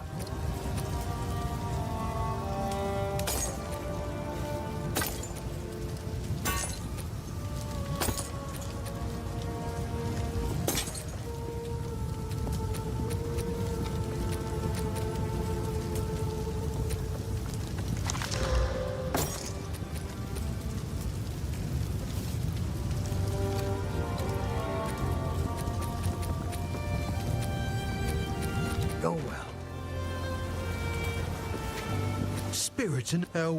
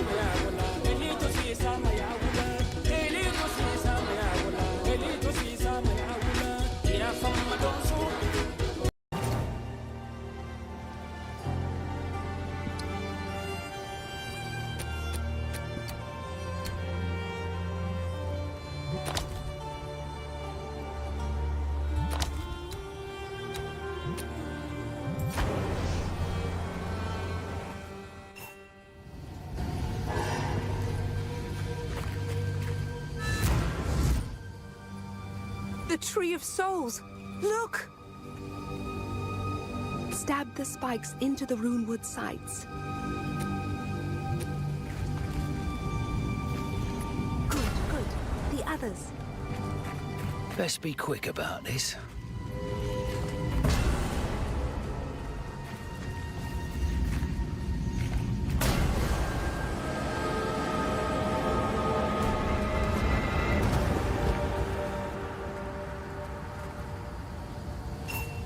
He's unconscious, but he's breathing. But this wound... We should take him back to Clearfell. He may be the only one who knows what truly happened out here.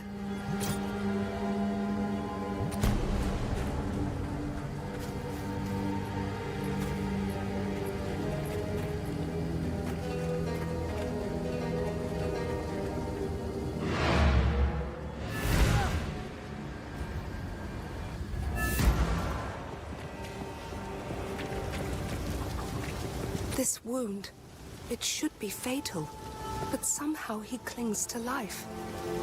I fear it will not be long until his song ends. Only the Hand of Account can release this binding. I know an old tale, the Tangle, the sinkholes and gullies that run beneath Ogham. Yes?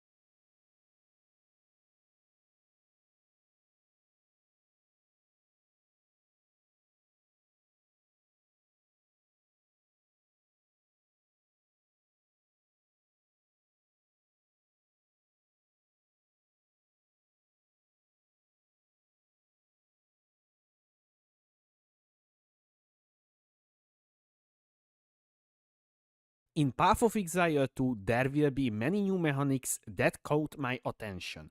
I want to focus on two mechanics that will be pretty damn strong if we can build around it. That's the armor break and heavy stun. What's up guys, Budget here. These two will be the core mechanics for my theory build. Class is warrior, then we will ascend to Titan.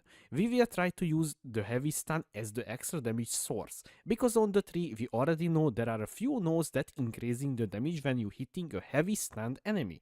But what is heavy stunned enemy? Well, when the enemy can do anything for a few seconds, and we will take advantage from this one with the passive tree, ascendancy, skill gems and support gems. The other thing is the armor break. Well, this is very straightforward. You will break the enemy armor, making more vulnerable Agni's physical damage. We will also take advantage from this one through passive tree, skills and support gems. Also, I'm planning to use the Giant's Blood Keystone to able to use two-handed weapon with one-handed. And the plan is to use a shield as well. But I don't know if you can use a shield while using two-handed weapon with the keystone. If we can use, then that will be pretty funny to see around the two-handed weapon and the shield. Shield will be our defensive layer out of many. I'm planning to get block nodes on the tree so we can block attacks more effectively. But again, this is only option if we can use a shield with the Giant's Blood Keystone. Other defensive layer will be our armor. I think in Path of Exile 2 this stat will be much better placed than Path of Exile 1. This is why I'm planning around it. And also there is an interesting node on the tree, Made to Last. 0.5% physical damage prevented from hits in the past 10 seconds is regenerated as life per second. This could give a reasonable life regen. Life leeches also will be our recovery source.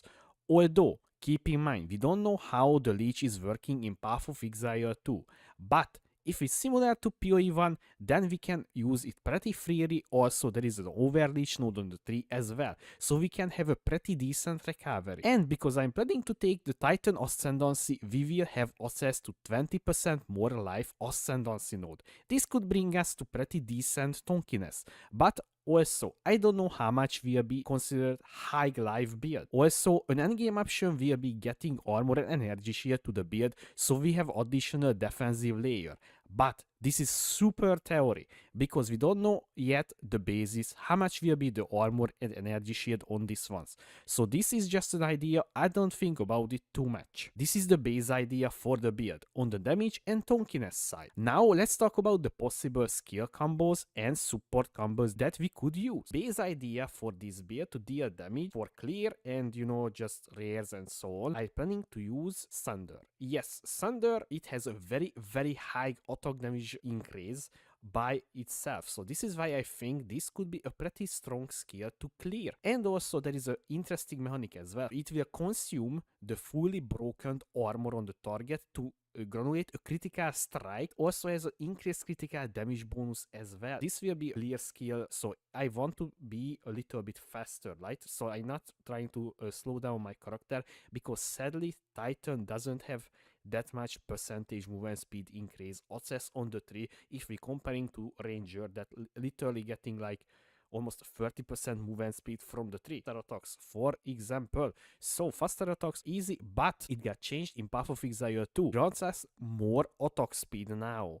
And this is only a level 5 skill gem. It will scale pretty hard, I think, later in the game with level. For the next one is, was we planning to use pure physical damage, brutality, support. Yes, so literally more physical damage. You can deal chaos or elemental damage. If your weapon has like high elemental damage, or maybe it deals pretty decent chaos damage, then obviously do not use the brutality support. Nullify your chaos and elemental damage. So the next one is devastate, not devastation. So support has skills fully break armor when inflicting a heavy stun. So we was talking about what is heavy stun earlier, and alone this skill gem is not doing anything too much, right? So maybe you already think, oh okay, but how are you inflicting heavy stun? Well, this is when coming in the next support gem, and that is Overpower. Supports any skill that hits enemies, causing it to build up stun more quickly. So heavy stun needs to be built up. This is why we will take a few nodes on the tree that we already know, a few nodes at the starting zone, that is giving you more stun build up. That will help you to more often heavy stun to enemies.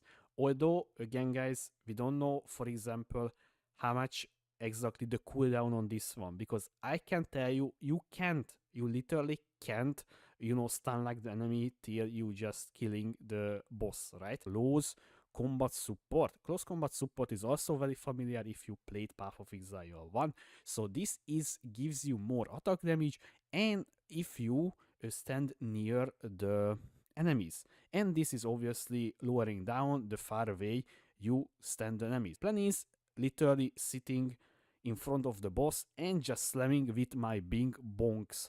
But you will see in a second what I'm talking about. Okay, right now this is the clear skill. When we was seeing the reveal stream, they showcased a skill, the Hammer of Gods, 1.3k% attack damage. Yes, I know it has a cooldown. Yes, guys, but it has built-in, cannot be evaded. I can see you literally deleting rares with this one. You just pressing it and bam, and that's it. And this is also has a pretty decent aura effect as well. What support gems we can use? So, for example, Rage Forged. Yes. Support a skill consume 10 rage if it's possible to deal 30% more damage. Well, you will see in a second. There are war cries that generating rage. And also you can get rage on hit as well on the tree. So this is pure damage. You exploit weakness. Support a skill consume enemy fully broken armor to deal 50% more damage. So this is why I'm not worrying about the cooldown, the Hammer of Gods. Because if you taking a quick look on the Hammer of Gods, it has a 24-second cooldown. So I think that's a pretty fair take if I saying you will not heavy stun enemies more often than this. The next one is Hourglass. Yes, so supported skill deal 35% more damage. Supported skill have plus 8 second cooldown. We just care the little 4 or 5 second window when you heavy stunning an enemy, right? So this is insane damage increase, also level 1. So if this is as well scaling with levels, guys, holy moly, we're talking about right now 70%, 120% more damage already on top of a very big attack damage increase. So the next one is, so there is a few, you know, good old PoE 1 melee physical damage support gem. So that's literally more physical damage and it has less attack speed, but again we're just using every 32 seconds the skill, so we don't care about the attack speed, right? So this is easily free damage multiplier again. If you're thinking we're stopping here with the multiplier stacking, no. So there is the good old concentrated effect from Path of Exile 1. Supported skills deal 30% more area damage. And obviously we have less area effect, but our plan is just do very high damage on the boss or the rare monsters if it's possible. War cries, as I said, there is the seismic cry, guys. If you familiar, seismic cry. So this will exert the next melee slam attack, a damage multiplier again. And also this can be used with the thunder to build up the heavy stun. There is another war cry, infernal cry, empowers the next melee attacks you perform, plus an additional attack per endurance charge. Okay, empowered attacks gain 25% of damage as fire damage per 5 power of enemies in range up to 100%. So if the Warcry power is stays the same, it's 20 per unique enemy. So that's exactly, this can be give a 100% more damage as fire damage. Every single skill that you put in your build, you can 6-link it. It doesn't matter if a move and skill or a Warcry. So there is a very good one as well, powered cool. Skills empowered by supported skills have Cooling Strike. Cooling Strike got changed, but it's 5% on unique monsters. So that's like 5% more damage, but guys, this is free, right? And also if you empowered stuff here, so empowered damage, skills empowered by supported skill deals 20% more damage. Another multiplier. There is tons of multiplier already, guys, and we not even started talking about the heavy, the ascendancy, you know, because the ascendancy node has 40% more damage against heavy stunned enemies. It's, I honestly, it's looks so broken to me.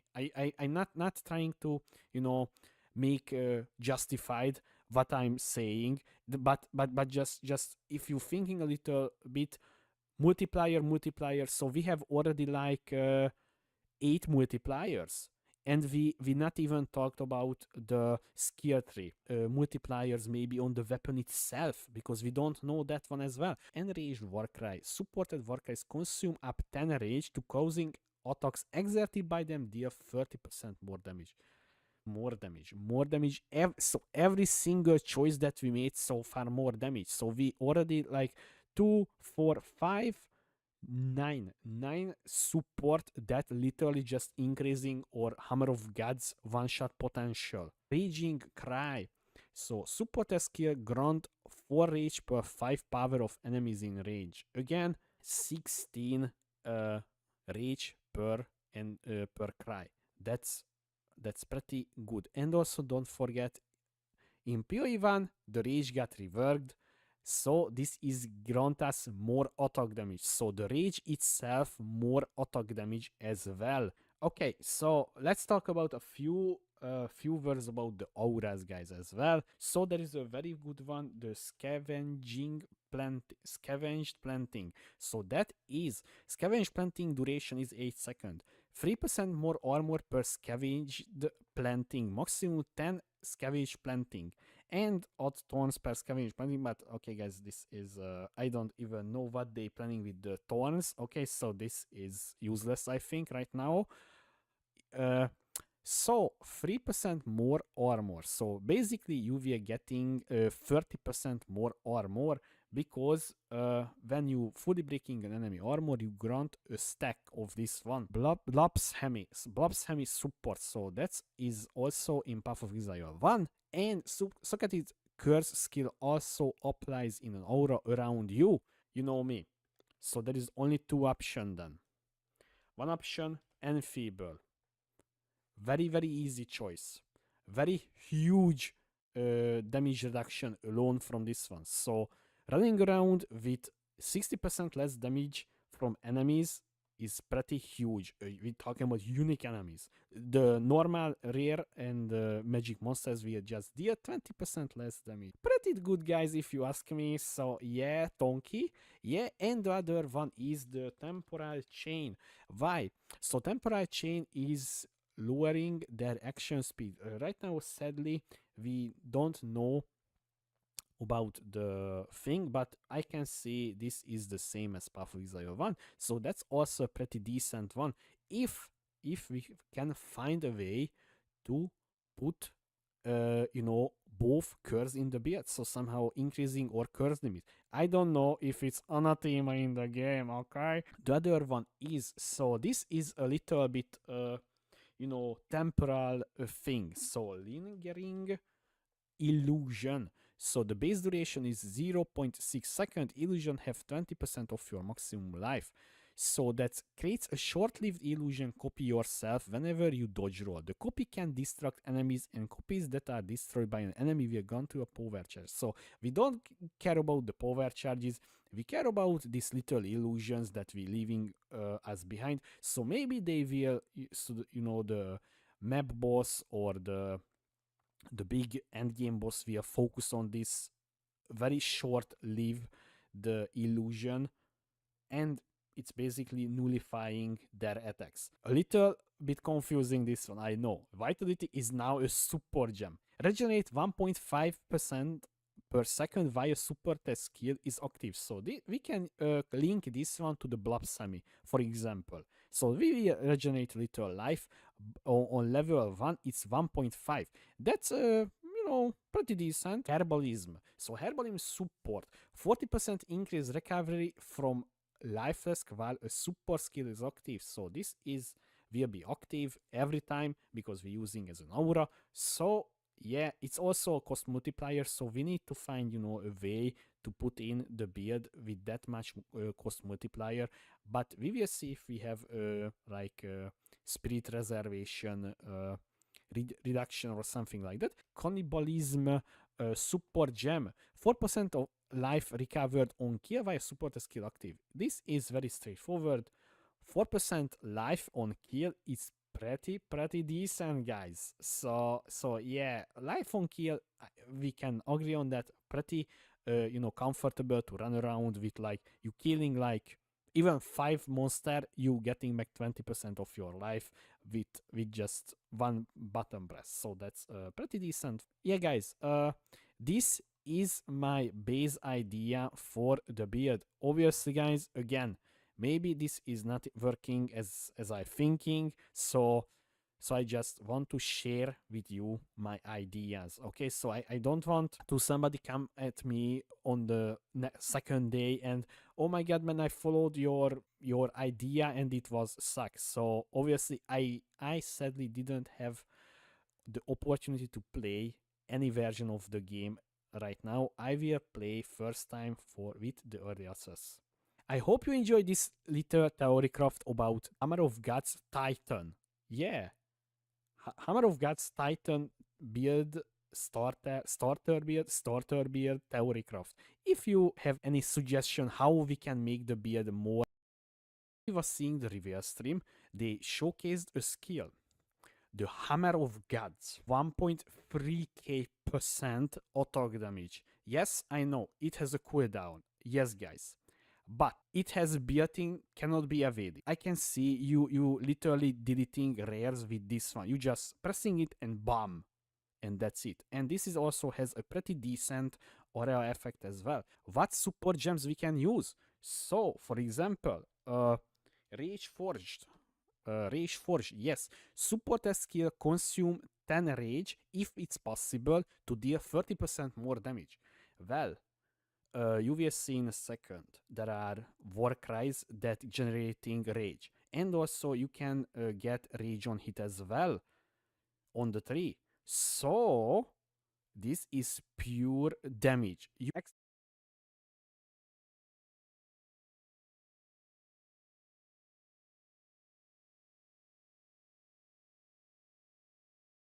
the cooldown, the Hammer of Gods, because if you taking a quick look on the Hammer of Gods, it has a 24-second cooldown. So I think that's a pretty fair take if I saying you will not heavy stun enemies more often than this. The next one is Hourglass. Yes, so support skill deal 35% more damage. Support skill have plus 8-second cooldown. We just care the little 4 or 5-second window when you heavy stunning an enemy, right? So this is insane damage increase, also level 1. So if this is as well scaling with levels, guys, holy moly, we're talking about right now 70%, 120% more damage already on top of a very big attack damage increase. So the next one is, so there is a few, good old PoE 1 melee physical damage support gem. So that's literally more physical damage and it has less attack speed, but again we're just using every 32 seconds the skill, so we don't care about the attack speed, right? So this is easily 3 damage multiplier again. If you're thinking we're stopping here with the multiplier stacking, no. So there is the good old concentrated effect from Path of Exile 1. Supported skills deal 30% more aura damage. And obviously we have less aura effect, but our plan is just do very high damage on the boss or the rare monsters if it's possible. War cries, as I said, there is the seismic cry, guys. If you familiar seismic cry, so this will guys, try not to skip and listen to me. Please do everything you can.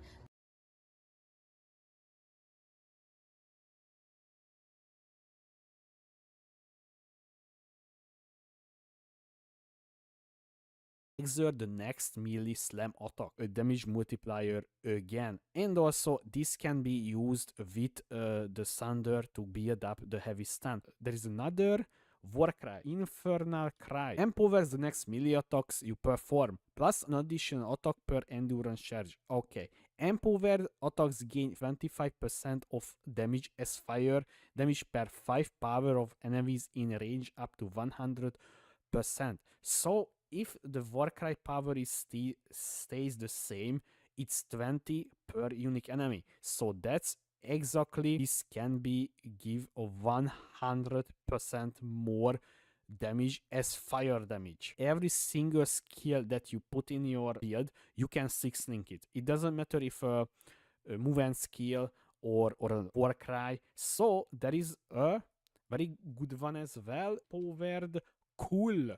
Skills empowered by supporter skills have cooling strike, cooling clear, and just rares and so on. I'm planning to use Thunder. Yes, Thunder, it has a very high attack damage increase by itself. So this is why I think this could be a pretty strong skill to clear. And also there is an interesting mechanic as well. It will consume the fully broken armor on the target to granulate a critical strike, also has an increased critical damage bonus as well. This will be a clear skill, so I want to be a little bit faster, right? So I'm not trying to slow down my character, because sadly Titan doesn't have that much percentage movement speed increase access on the tree if we comparing to Ranger that literally getting like almost 30% movement speed from the tree. Faster attacks, for example. So faster attacks easy, but it got changed in Path of Exile 2. Grants us more attack speed now.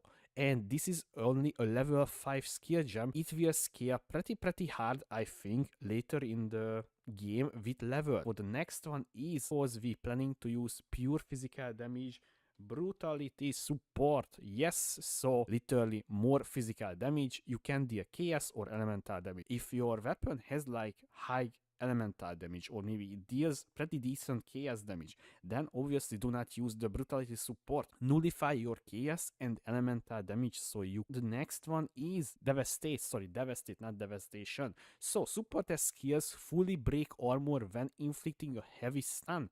So we was talking about what is heavy stun earlier, and alone this skill gem is not doing anything too much, right? So maybe you already think, oh okay, but how are you inflicting heavy stun? Well, this is when coming in the next support gem, and that is overpower. Supports any skill that hits enemies, causing it to build up stun more quickly. So heavy stun needs to be built up. This is why we will take a few nodes on the tree that we already know, a few nodes at the starting zone, that is giving you more stun build up. That will help you to more often heavy stun to enemies.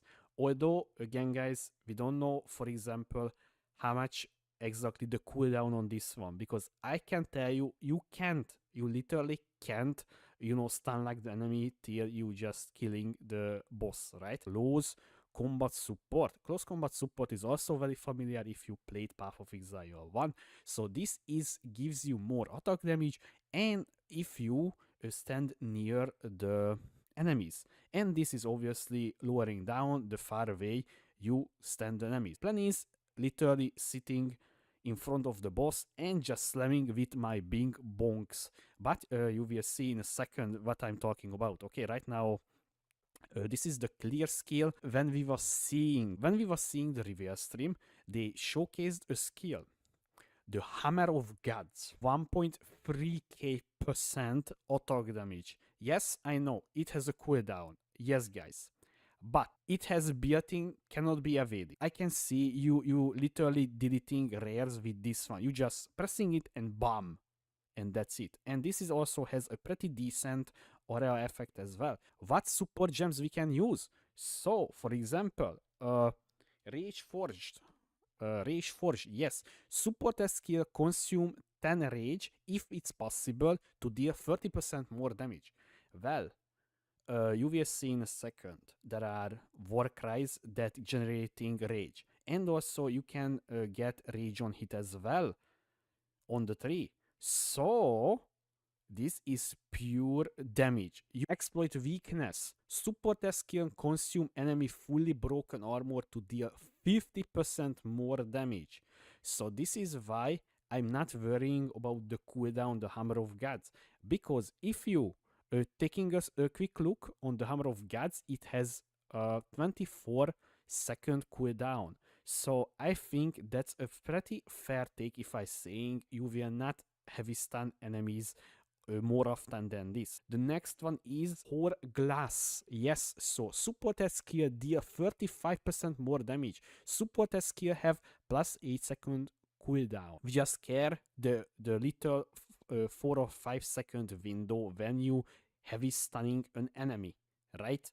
So this is insane damage increase, also level 1. So if this is as well scaling with levels, guys, holy moly, we're talking about right now 70%, 120% more damage already on top of a very big attack damage increase. So the next one is, so there is a few, good old PoE 1 melee physical damage support gem. So that's literally more physical damage, and it has less attack speed. But again, we're just using every 32 seconds the skill, so we don't care about the attack speed, right? So this is easily free damage multiplier again. If you're thinking we're stopping here with the multiplier stacking, no. So there is the good old concentrated effect from Path of Exile 1. Supported skills deal 30% more area damage.